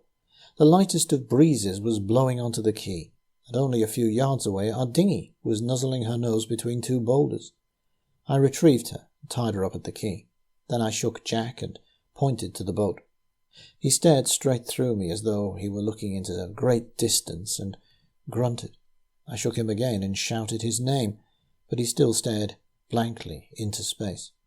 Finally I dragged him to his feet and armed him down the quay. He tripped over a loose stone, and I had a job to hold him. It was then that I realized that he was not only deaf and dumb, but blind also. He paused, and there seemed to be the shadow of remembered fear in his eyes. "Yes," he concluded, "if you gave me an atomic bomb, I should know what to destroy. If you can believe me, wouldn't you agree?"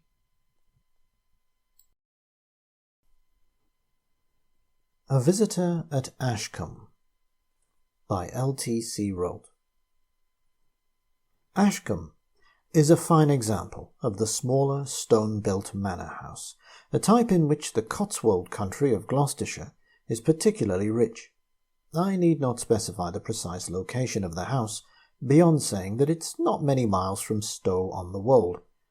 The local saying, "Stow-on-the-Wold, where the wind blows cold," is true enough in winter when the east winds whip across leagues of undulating dry-walled uplands.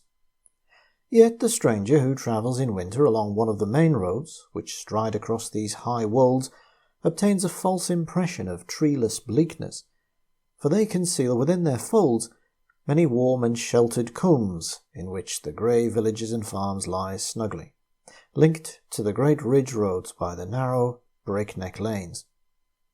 In such a sheltered and secluded site stands Ashcombe Manor, protected from the north and east not only by the swell of the wolds, but by hanging beechwoods which flame with colour in autumn. The gabled front faces south down the combe, and the windows with their stone mullions and hood moulds look out over a smooth lawn and a strip of unfenced common to the village church. The view is uninterrupted because the lawn ends in a ha-ha, but the road discreetly skirts the edge of the common on its way to the little village which lies beyond the church. For some years now, the manor has stood empty. Old Mrs. Greening at the lodge keeps the key, and provided the old lady hasn't stepped down for a gossip or a dish of tea with her sister who keeps the village shop, the house is open to public inspection, with the exception of one room on the ground floor.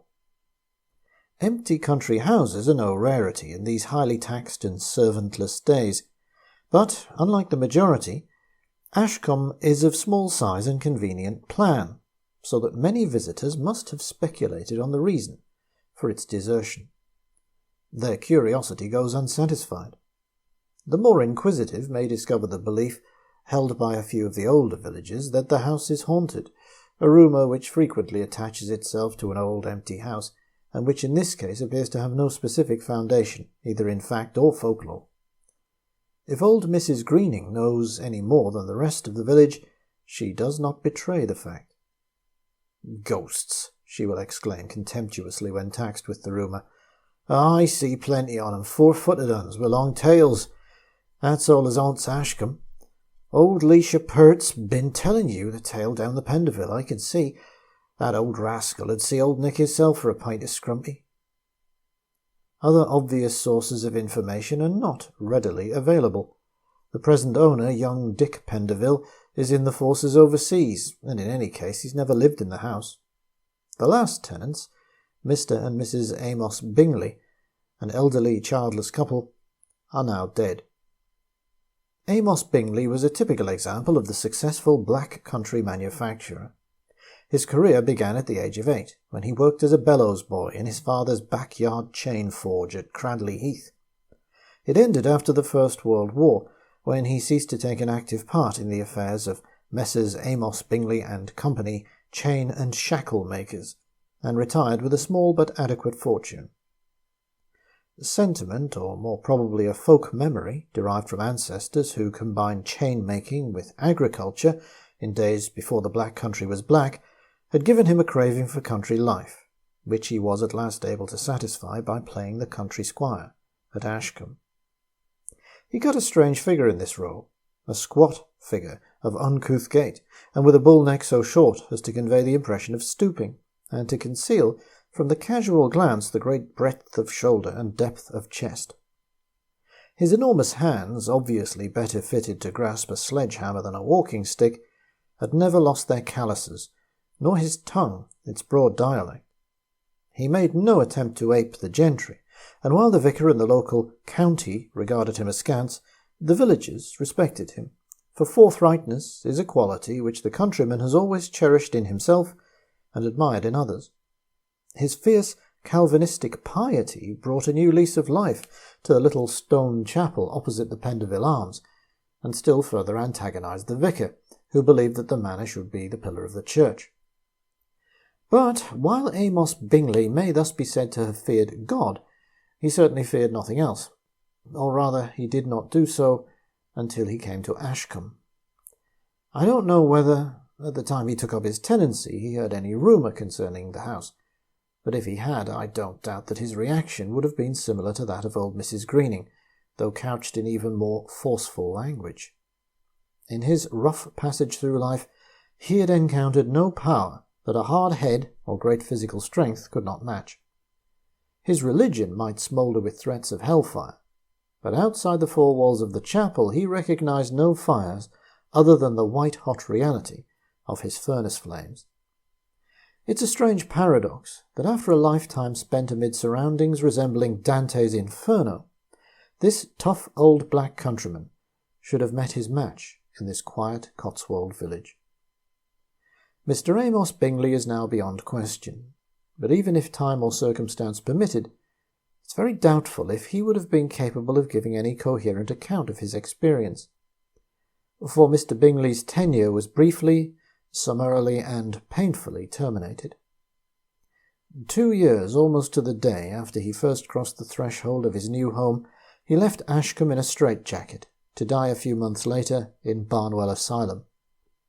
This shocking event was the occasion of much comment in the district at the time. The villagers declared that he'd suddenly lost all his money, and that the shock had proved too much for him.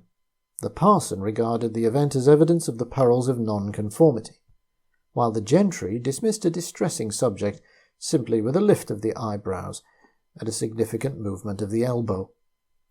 But in fact the fortunes of Bingley and Company were as prosperous as ever, while although old Amos had been given to drinking bouts in his younger days, he'd grown abstemious with years, for, like many men of his occupation, the chapel had taken the place of the public house. The unfortunate Mrs. Bingley left the district at once and went to live with her sister in Dudley, where she did not long survive her husband.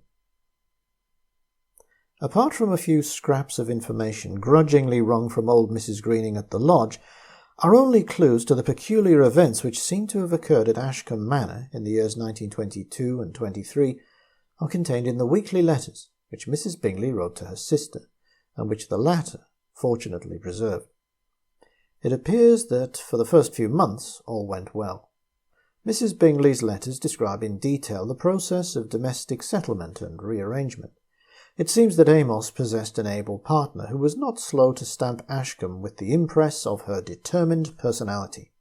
Although the house was already partially furnished, the new tenants apparently imported a great deal of their own with addition. Although the house was already partly furnished, the new tenants apparently imported a great deal of their own in addition, and I suspect that the result was enough to make the dim shapes of the long-dead Pendevels start from those heavy gilded frames which still hang above the oak staircase. The work of transforming Ashcombe to conform with Mrs. Bingley's notions of domestic comfort was largely entrusted to Mrs. Greening. It is clear that this formidable old retainer was too freely inclined to express ideas of her own, which did not always agree with those of her new mistress. "She will keep on with her. Old Sir John used to say this, or old Sir John would never have had that until I could clout her," wrote Eliza Bingley. Nevertheless, no serious clash between the two women occurred until, 9 months after her arrival, Mrs. Bingley decided to use the arms room. The arms room at Ashcombe is situated at the south-east angle of the building and on the ground floor. It has one large window facing east and originally possessed a second, smaller window looking south across the lawn and common to the church. This south window, however, has been blocked up, owing, it is commonly supposed, to the window tax.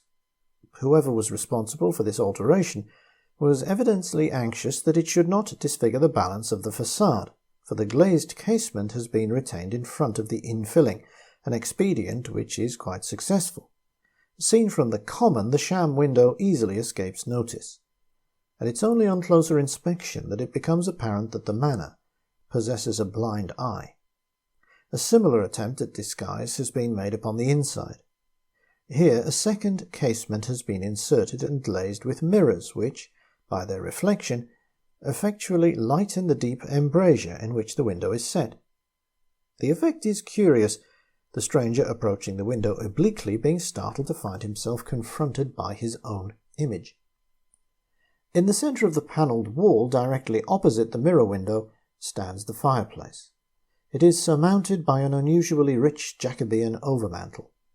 Upon this appear, in centre and flanking panels, the arms of the Pendevilles and of the families with whom they were linked by marriage. Anyone who's been to Ashcombe will appreciate the necessity for this description, because the arms room is not open to inspection by the casual visitor, on the grounds that certain intimate and valuable family possessions are stored there. When the Bingleys came to Ashcombe, the arms room was locked, but it was not long before the indefatigable Eliza, anxious to survey every cranny of her new domain, was rattling the latch at the door. Where was the key? Mrs. Greening grudgingly admitted that it must be down at the lodge. Later, however, she confessed that she must have mislaid it, and in the general turmoil of moving in, the subject of the locked room was shelved. But only temporarily. Mrs. Bingley was not to be put off so easily, and soon, in response to her renewed demands, Mrs. Greening was compelled to find the key. Although the room was quite unfurnished and had obviously been unoccupied for many years, the great fireplace appealed to Mrs. Bingley's ideas of manorial grandeur, and she resolved forthwith that this should be her dining room. Her decision was not without good reason. The existing dining room faced south and west, whereas, she argued, the arms room would catch all the morning sun, and yet remain pleasantly cool and shaded on hot summer evenings. Mrs. Greening, however, thought otherwise, and did not hesitate to say so in no uncertain terms. Her reasons, that Sir John had never used the room, and that it was a nasty, cold, dark, smelly old place anyway, were not sufficient to deter Mrs. Bingley, and old Mrs. Greening was forced to retire, discomfited, from an encounter which would have cost most servants their place. In fact, like her husband, Eliza Bingley seems to have possessed a will which thrived on opposition. After an orgy of scrubbing and polishing, the arms room took on a new lease of life, and soon the Black Country chainmaker was sitting down to dine in his baronial hall beneath the carved bearings of his forerunners. The room may have been a little gloomy, as Mrs. Greening had said, but it certainly was not cold. In fact, as Mrs. Bingley told her sister, with a great log fire blazing in the open hearth, it was apt to grow almost uncomfortably warm. But these were matters of little or no account. The feature of the room which caused more concern was an unpleasant smell which was occasionally noticeable. When Mrs. Greening had referred to the room as a smelly old place, she may not have used the epithet in a strictly literal sense, and it was certainly not understood in such a light. Nevertheless, the fact remains that the room did smell. At first Mrs. Bingley identified it as the stale odour of previous meals hanging in the air, owing to inadequate ventilation, and she ordered the window to be opened wide whenever the room was unoccupied. Apparently this expedient proved ineffective, for we soon find Mrs. Bingley tracing the source of the trouble to the fireplace. Some sort of interference between the dining room and kitchen flues was suspected. Builder and sweep were called in, patent cowls were fitted to both chimneys, and the cook was ordered to stop using the kitchen range as an incinerator for scraps of meat or old bones, a practice she apparently denied with some heat, although charged with it on more than one occasion. Yet despite these efforts, the source of the trouble was still elusive. The nuisance was not constant. Sometimes it was unnoticeable, while at others, usually towards evening, the unpleasant odour became so strong that a less determined woman than Eliza Bingley might have abandoned the room. To have done so, however, would have meant admitting defeat to Mrs. Greening, and that she would never do. Even the first curious incidents connected with the mirror window did not shake her stubbornness. Attributing her experience to defective vision, she announces her intention of visiting an oculist in Cheltenham, and in her next letter assigns a similar hallucination of her husband's to the same cause. Whether this explanation really satisfied her, we cannot know. She had had occasion to return to the arms room after dinner. It was the month of February, and the room was lit only by firelight. There was no electric light at Ashcombe in those days. She noticed that the smell was unpleasantly strong, and resolved to tax the cook once more with burning rubbish in the range. As she passed by, she happened to glance into the embrasure of the mirror window, and saw the flickering firelight reflected in the glass. It was only a momentary glance, and it wasn't until she was out of the room that it occurred to her that there was anything odd about what she'd seen. Then she realized that as she had crossed directly between the fireplace and the window, she should have seen her silhouette reflected in the mirror, whereas she could swear that all she'd noticed was the uninterrupted reflection of the fire. Her husband's experience a few days later was complicated by another strange feature. Not only did the mirror window fail to record old Amos, but he swore positively and with some force that whereas the real fire had been reduced to a few red embers, the reflected fire burned brightly, so that the room was illuminated not so much by the fireplace as by a ruddy glare which streamed from the mirror. An unpleasant smell and an optical illusion. These were apparently the only incidents which gave warning of the sequel which Mrs. Bingley records, ungrammatically and often scarcely legibly, in her last letter. It was only when she was preparing for bed, she writes, that she remembered that she'd left her bag on her chair in the arms room. The smell was stronger than she'd ever known it, But the fire had burned low, and she noticed with relief that no bright glare, such as her husband had described, shone out of the embrasure. It, too, was dark. Emboldened, she determined to dispose of her previous illusion, and, standing directly before the fireplace, she looked into the mirror for her reflection. It was not there. She turned away hurriedly and groped for her bag, but when she repassed the window she could not resist a second glance. This time a dark shape partly obscured the reflected firelight. Her first feeling was one of relief until, like a child making shadow pictures, she waved her hand and wagged her head idiotically from side to side. The form in the mirror did not move, and there dawned upon her with dreadful certainty the conviction that the mirror was no longer a mirror but a window, that the fire which glowed there was not the fire which burned in the room, that the shadow she saw there was not her shadow. The tables were now turned upon her, for, while terror held her motionless, the shadow began to move. Though the light was too dim to distinguish detail of form or movement, yet both contrived to convey an intensity of purpose which was horribly confirmed by faint scratching and pattering sounds, as if nails scratched upon the glass of a window and clawed the putty from the panes. At this Mrs. Bingley recovered the use of her limbs, and in less time than it takes to tell she was back in the drawing-room, trembling from head to foot and obviously on the verge of collapse. Ignoring her hysterical efforts to dissuade him, old Amos Bingley got up from his chair, seized the heavy poker from the hearth in one hand and the lamp in the other, and set off down the passage. What went on inside the arms room then we can only conjecture. Eliza says she heard the heavy door flung open and then slammed shut with a force which shook the house. This was followed by a prolonged series of sickening thuds and crashes, accompanied by the voice of Amos bellowing inarticulately like an enraged bull. Yet what apparently frightened Mrs. Bingley much more was a fainter, sibilant kind of noise which all this hubbub and commotion could not quite drown. Although she could distinguish no words, it sounded, to use her own description, as if someone who'd lost their voice was trying to shout. At length she heard Amos Bingley cry out more loudly than ever in a tone she'd never heard before, and then complete silence fell upon the house. By this time the cook and the housemaid had joined Mrs. Bingley in the drawing-room, but it was some time before the white-faced trio could pluck up the courage to creep down the corridor to the arms-room. They were confronted with a scene of indescribable confusion. The furniture was smashed to matchwood. Even the panelling exhibits to this day the marks of the blows of the poker, which lay in a corner of the room, twisted as though it had been a length of lead piping. In the midst of a welter of splintered wood, crumpled carpet, torn curtains, and broken china, Amos Bingley lay insensible, his face a rigid mask of terrified fury.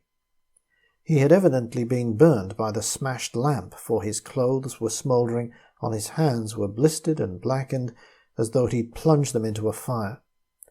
The sickly stench in the room was intolerable.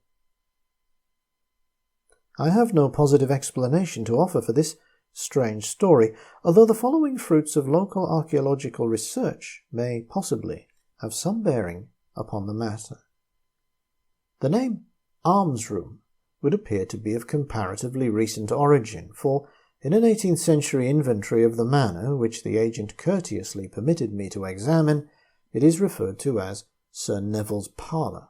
This presumably commemorates Sir Neville Penderville, 1576 to 1639, who became Lord of the Manor of Ashcombe in 1608, and who was commended by James I for his zeal as a magistrate. From a study of the manorial rolls it transpires that Matthew Hopkins, the celebrated, or infamous, witch-finder, visited the neighbourhood in 1637, and that as a result Deborah Golightly, described as an elderly widow living alone at Hobbs Cottage, Ashcombe Bottom, was arraigned, tried, and convicted of the practice of witchcraft and necromancy. She was sentenced to death by hanging, her body to be subsequently burned, these enactments being shortly afterwards carried out upon the common called the Church Common in the parish of Ashcombe. New Corner by LTC Rolt. The Blighs were late as usual, and practice day was nearly over when their familiar old Vauxhall with its loaded trailer rumbled into the paddock. It was the first meeting of the 1938 season at the famous Highbury Hill, and promised to be the best of a long series. For the enthusiastic organisers, the Mercia Motor Club had been preparing for the event as never before. Not only had they managed to secure an international date for the first time, but they had improved the hill out of all recognition, widening, resurfacing and constructing one entirely new section of road.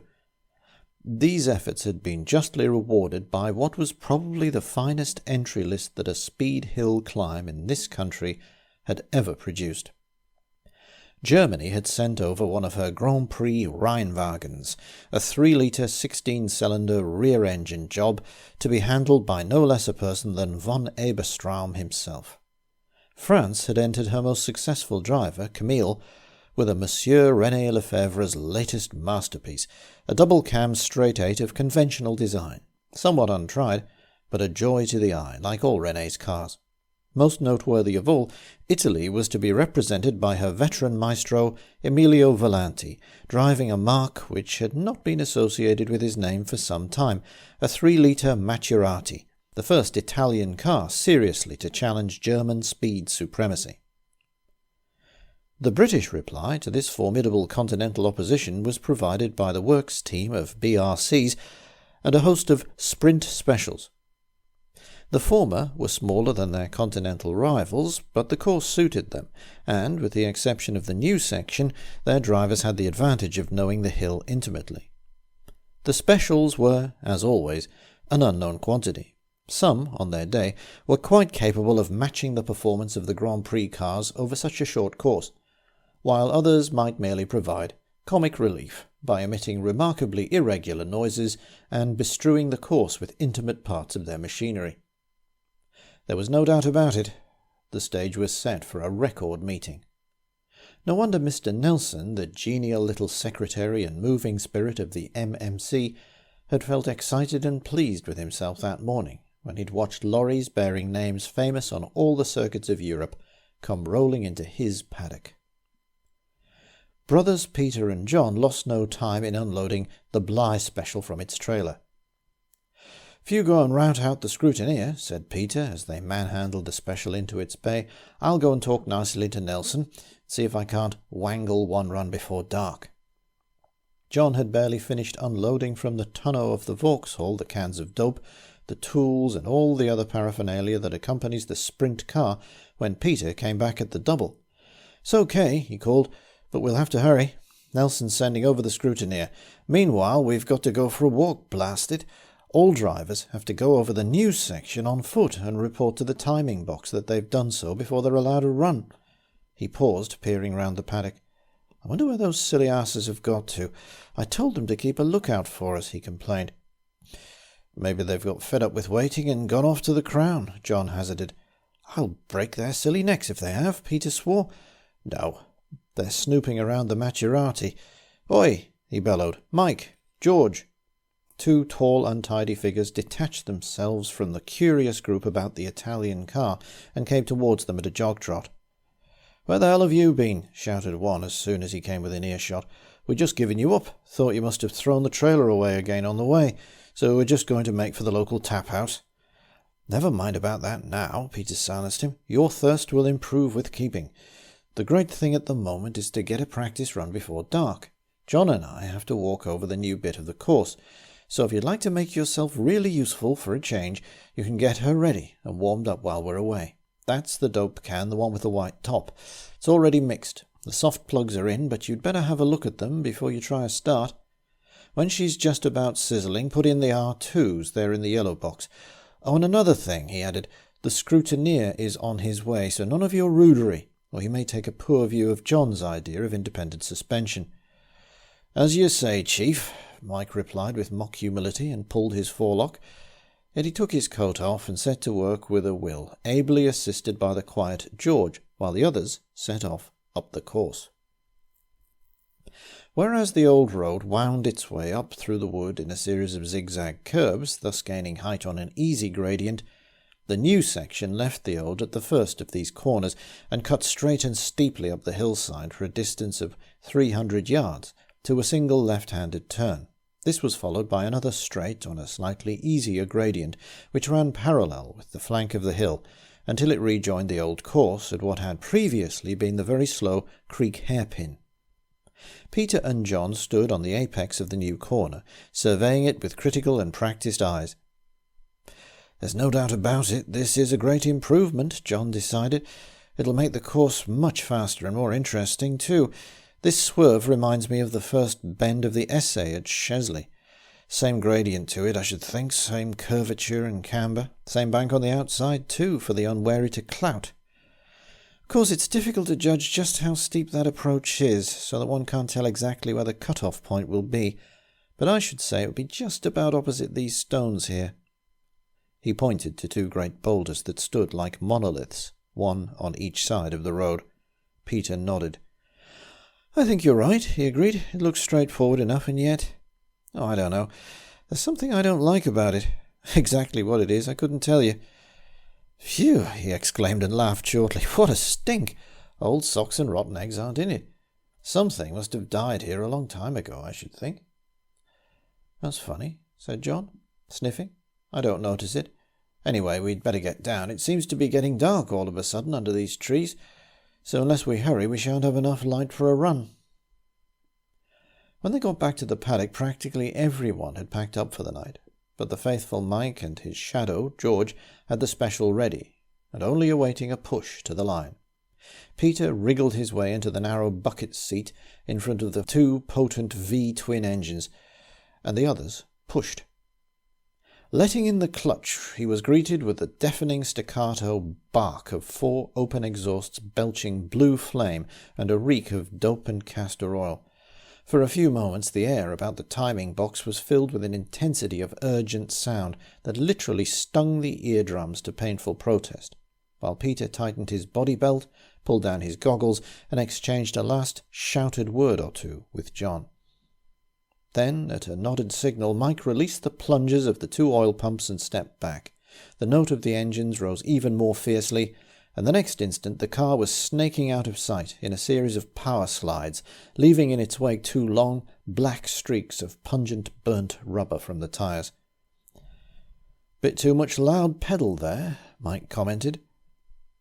Although invisible to him, John could follow Peter's progress by the noise that now resounded through the wood and echoed above the surrounding hills. Now he had a cutout and changed down for the first corner into the wood, a sharp one that. Now he was round and accelerating away for all he was worth, up the steep straight to the new corner. He was through to the second now, into third. That was a surprise. He'd not expected that Peter would get into third. Now he'd cut out for the new corner. John waited expectantly for a renewed burst of sound, but no sound came. He must have crashed. Then, after what seemed an age of suspense, but must in reality have been but a second or two, he heard the sound of one engine come to life and continue over the top of the hill. John heaved a sigh of relief and walked round to meet the car at the foot of the return road anyway. Peter and the special were still in one piece. Peter came coasting back in a fine fury, consigning with great fluency the MMC, the hill, the local inhabitants, and the new corner to a particularly lurid hell. John gave him a few moments in which to simmer down before he dared to enquire what had happened. "What happened?"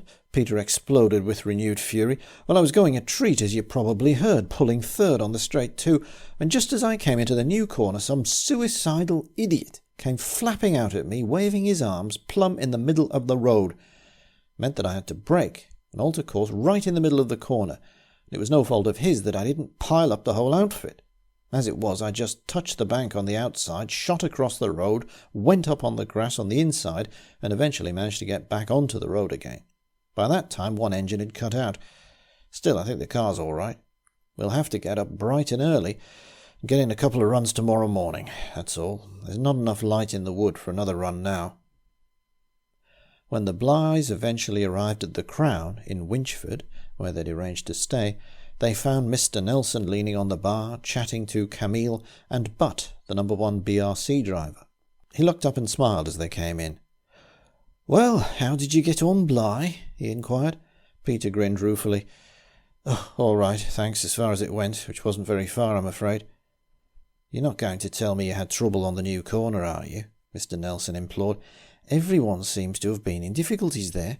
I've heard nothing but complaints about it all day. The surface, the camber, the light. Nothing seems to be right about it. It's pretty disheartening for me after so much work. Even Volanti said he had a nasty moment there, though he put up an excellent time. 3 people have hit the bank, fortunately without serious damage, and several others had their engines die quite unaccountably when they came to open up after the corner." Mr. Nelson looked quite downcast. "Oh, no," Peter hastened to assure him. "I've got no complaint to make against the corner itself, but just as I came into it, some fool popped out from nowhere right in the middle of the road, waving his arms like a lunatic. Result was I had a very busy time indeed. While I was motoring about on the grass and dodging trees, I lost 1 engine." Poor conscientious Mr. Nelson looked more harassed than ever, and swore under his breath. "I'm most frightfully sorry to hear about this, Bligh," he apologised. "I can't think who could have done such a crazy thing. When you went up, the marshals had just come down and reported to me there were no spectators left on the hill. Only Arthur Day was still up there, hanging in the top timing box until you'd made your run. Tell me, what did this idiot look like?" Peter thought for a moment before replying. "Well," he explained, "the light was pretty poor under the trees by the time I went up, sir. Anyway, you can't notice much detail when you're dicing. But he seemed a tall, thin bloke, wearing something white. Looked like an overall coat, or it may have been a very light-coloured mackintosh. The odd thing that struck me, now I come to think of it, was that he didn't seem to have the coat on properly. His arms, through the sleeves I mean, were slung around his shoulders so that it looked like, well, more like a surplice than anything else." He laughed. "I'm not trying to suggest, though, that it may have been the local padre in his war paint, or anything like that. Just as I got the car back onto the road," he went on, "I had a quick look round, but he must have made a lightning getaway, for I couldn't see a sign of him. Anyway," Peter concluded, "I'm not worrying. It was my own fault for turning up so late. What'll you have to drink?" he asked. The conversation became general, and the usual topics that are raised on the eve of a speed event were discussed at length. Talk was of blowers and blower pressures, of gear ratios, suspension and braking systems, and of twin rear wheels versus single. Mr. Nelson played his part nobly in this discussion, for he was secretly a prey to a vague feeling of uneasiness, a dim sense of foreboding, which began to get the upper hand later, when he found himself alone in his room for the night. That confounded new corner seemed to be at the bottom of everything, he reflected. What an unlucky job it had been from start to finish. A constant worry. At one time he'd seriously doubted whether the road would ever be ready in time. They had had such a long chapter of accidents and irritating annoyances. In the first place, the local wiseacres had been even more pig-headed and obstinate than usual, and had not only refused to help the work of the club in any way, but had actually seemed bent on putting obstacles in their path. None of the local contractors could be persuaded to take on the job, and he had been compelled to employ a London firm at much greater expense. All this because of some archaic superstition about a ring of old stones through which the road would pass. To begin with, some foolish practical joker, presumably one of the villagers, kept moving the surveyor's pegs and sights overnight, and once they'd even been collected together and burnt. Next, a large oak tree they were felling, thanks to an unexpected and violent gust of wind, on an otherwise calm day, fell unexpectedly in the wrong direction. It trapped the foreman, seriously injuring him, while several of the men had narrow escapes. The mechanical navvy broke down repeatedly, until finally a subsidence occurred beneath it, and it required days of digging and the erection of shear legs before it could be extricated. Just when the excavations were nearly at an end, and they were preparing to lay the foundations of the road, a spring had been struck, which made the whole hillside a hopeless quagmire of mud. Then the trouble began among the workmen. Several of them fell victims to a peculiar and singularly unpleasant complaint, from which 2 had subsequently died, and the remainder had become restless and uneasy, saying there was no luck on the job. No doubt local talk was responsible. Seeing the work was so behind time, he tried to persuade the contractor to put on a night shift, offering to provide them with flares, but the men had resolutely refused to work after sundown. It was only by the dogged persistence of Mr. Nelson himself that the road had been completed in time for the event, and it was with a sense of personal triumph that he'd opened the course to competitors. When beset by all these difficulties, he had actually begun to wonder at times whether there might not, after all, be some truth in local superstitions. But when the new road was at last finished, and he toured up it at the wheel of his blue saloon Lefebvre, this disturbing thought had been forgotten. Now the unfortunate mishaps in practice, and particularly Bligh's story, had recalled his past uneasiness. He recollected how he dismissed impatiently the workmen's talk of something or someone flitting about among the trees, never seen in broad daylight, but only after sundown, often glimpsed in the corner of the eye, but never directly seen. Strange, too, that both workmen and drivers had complained of the unpleasant stench that occasionally seemed to hang about the corner.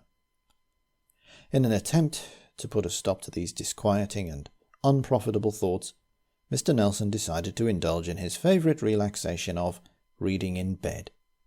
After a while the book slipped from his hands onto the coverlet, and he fell into an uneasy sleep, which brought with it a very vivid and disturbing dream. He was sitting in his favourite position in the lower timing box at Longbury. It was evidently late in the day, for the light seemed subdued. Through the window he could see the Rheinwagen on the starting line, with von Eberstraum at the wheel.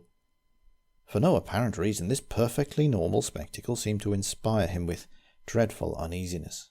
He felt as though he was the unwilling witness of some sinister sequence of events which he was quite powerless to interrupt. He saw the starter place the contact shoe before the front wheel of the car, and as he did so a voice said, quite clearly and distinctly, "He's out for blood." Then the Rheinwagen made its anticipated meteoric getaway. Mr. Nelson realized that he had the headphones on and listened anxiously for the reassuring voice of Arthur Day to announce the time. It did not come. Instead, his head became filled with a distant but penetrating reverberation of sound. It was like nothing he'd ever heard before, but it most closely resembled the far-off booming of a great gong. Then a thin, high voice began to intone in a tongue that was unintelligible and yet somehow indescribably menacing. Finally, and seemingly much nearer at hand, someone screamed. At this point Mr. Nelson awoke, with the scream still ringing in his ears, to find himself bathed in perspiration, despite the fact that he'd kicked most of the bedclothes onto the floor. Disinclined to court further sleep that night, and feeling wretchedly ill at ease, he propped himself upright with his pillows and resigned himself to read his novel with as much concentration as he could muster for the rest of the night. A brilliant spring morning without a cloud in the sky did much to dispel Mr. Nelson's gloomy fears and to make amends for his wretched night. He felt inclined to attribute his nightmare to overindulgence in the Crown's excellent Stilton at dinner the previous evening. When he opened the course at noon, accompanied by the president of the club and a minor royalty, he felt in excellent humour once more. A record crowd of spectators thronged the banks and enclosures on the hill, and the fields below were black with cars. In the interval between the first and second runs, Mr. Nelson felt justified in laughing at his forebodings, for the unfortunate incidents of practice day had not reoccurred, and the programme had been run off like clockwork. It was obvious that the honour of fastest time of the day lay between von Eberstraum and Volanti with the Macerati. Von Eberstraum, it appeared, had a slightly faster car, but he held an advantage of a mere fifth of a second over Volanti, who was handling his car with that almost fabulous skill for which he was justly famous. A brilliantly judged climb by Butt in No. 1 BRC won him first place in the 1.5 litre class and third in the general classification, while the Bligh Special had made an ear-splitting run to record the fastest time by a sprint special. The performance of the new Lefebvre was a little disappointing, and Camille could only manage 5th place. Mr. Nelson could see him in the paddock now, explaining volubly and with a wealth of gesture, typically Gallic, to a group of equally vociferous mechanics why the car was quite useless and unfit for him, the great Camille, to drive. It was just as the first car was being brought to the line for its second run that an unfortunate and most unusual mishap occurred to delay the proceedings. Without any warning, a section of the bank above the new corner gave way and slid down into the road, carrying several spectators with it. Fortunately, no one was injured, and amidst much laughter and jesting, a gang of amateur navvies was hastily recruited, and set to work with a will to clear the earth onto the inside of the corner.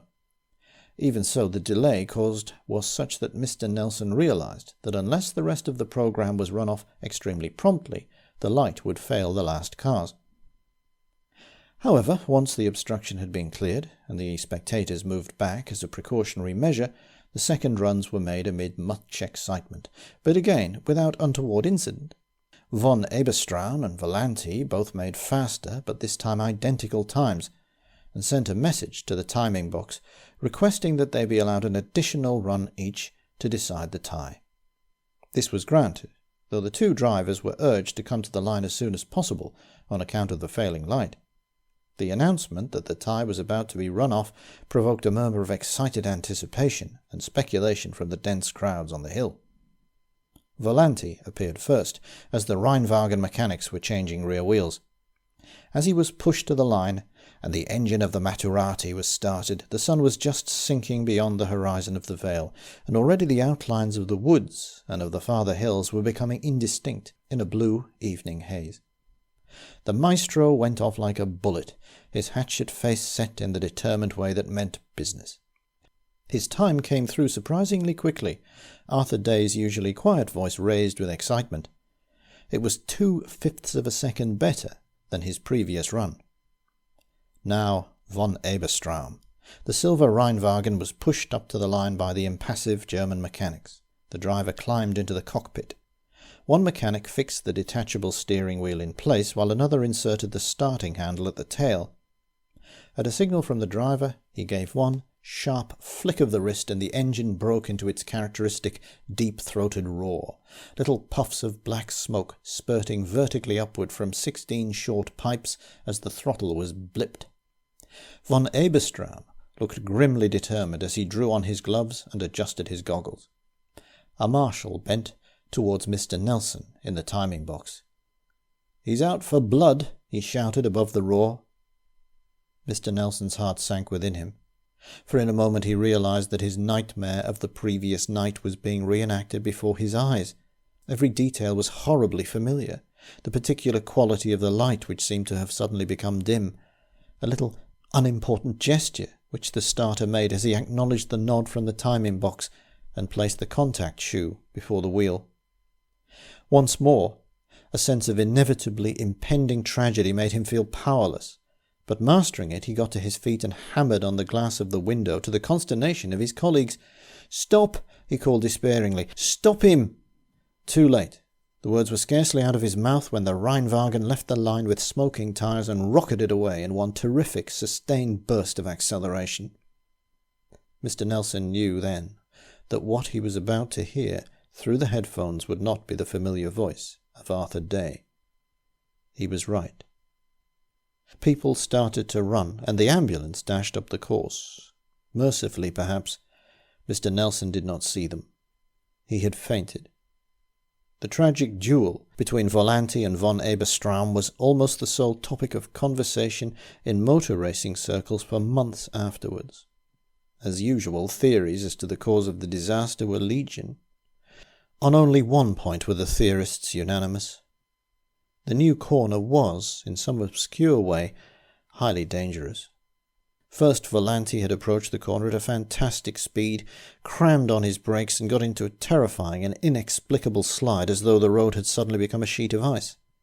To the horrified spectators it looked as though a crash was inevitable, and only Volanti's uncanny skill and presence of mind can have saved him.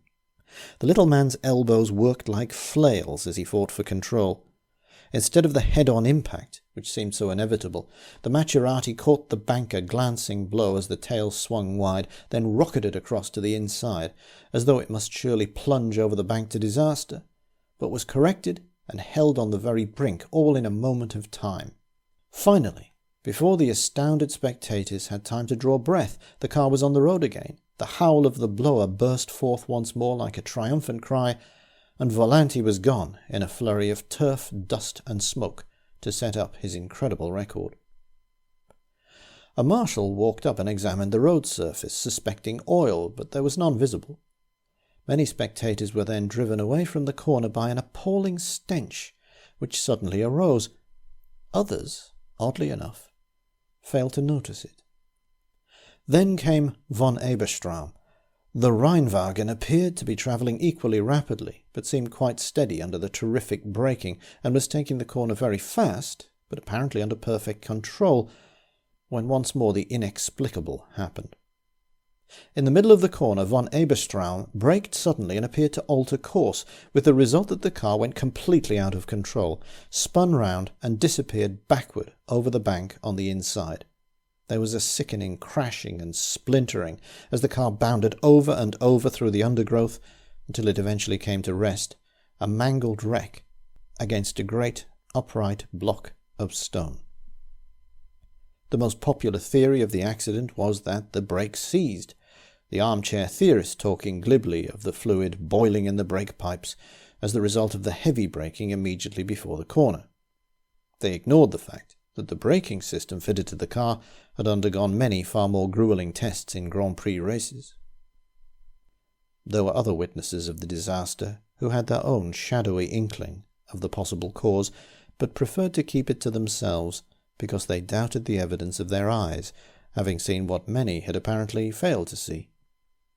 As von Eberstraum came into the corner, they'd fancied that something darted out from the shadow of the bank below them into the path of the car. It was only a fleeting glimpse, seen out of the corners of eyes intently focused on the car alone. After the car had gone, the road was deserted. Peter Bligh was amongst those who had vague but disturbing ideas about the accident, which he decided to keep to himself. Mr. Nelson was the only person who was not in the slightest doubt as to the cause, although he too preferred to keep his own counsel. His first action, after his recovery from a severe nervous breakdown, was to order a high and unclimbable fence to be erected all around the new corner. Some of you may have wondered, like I did, why such a promising and costly improvement of Longberry Hill should be allowed to fall into disuse so long. I have at last managed to get the real facts from Mr. Nelson and Peter Bligh. So now you know, and may draw your own conclusions. Personally, I agree with Mr. Nelson. I think there's something on the inside of that fence that is best left alone.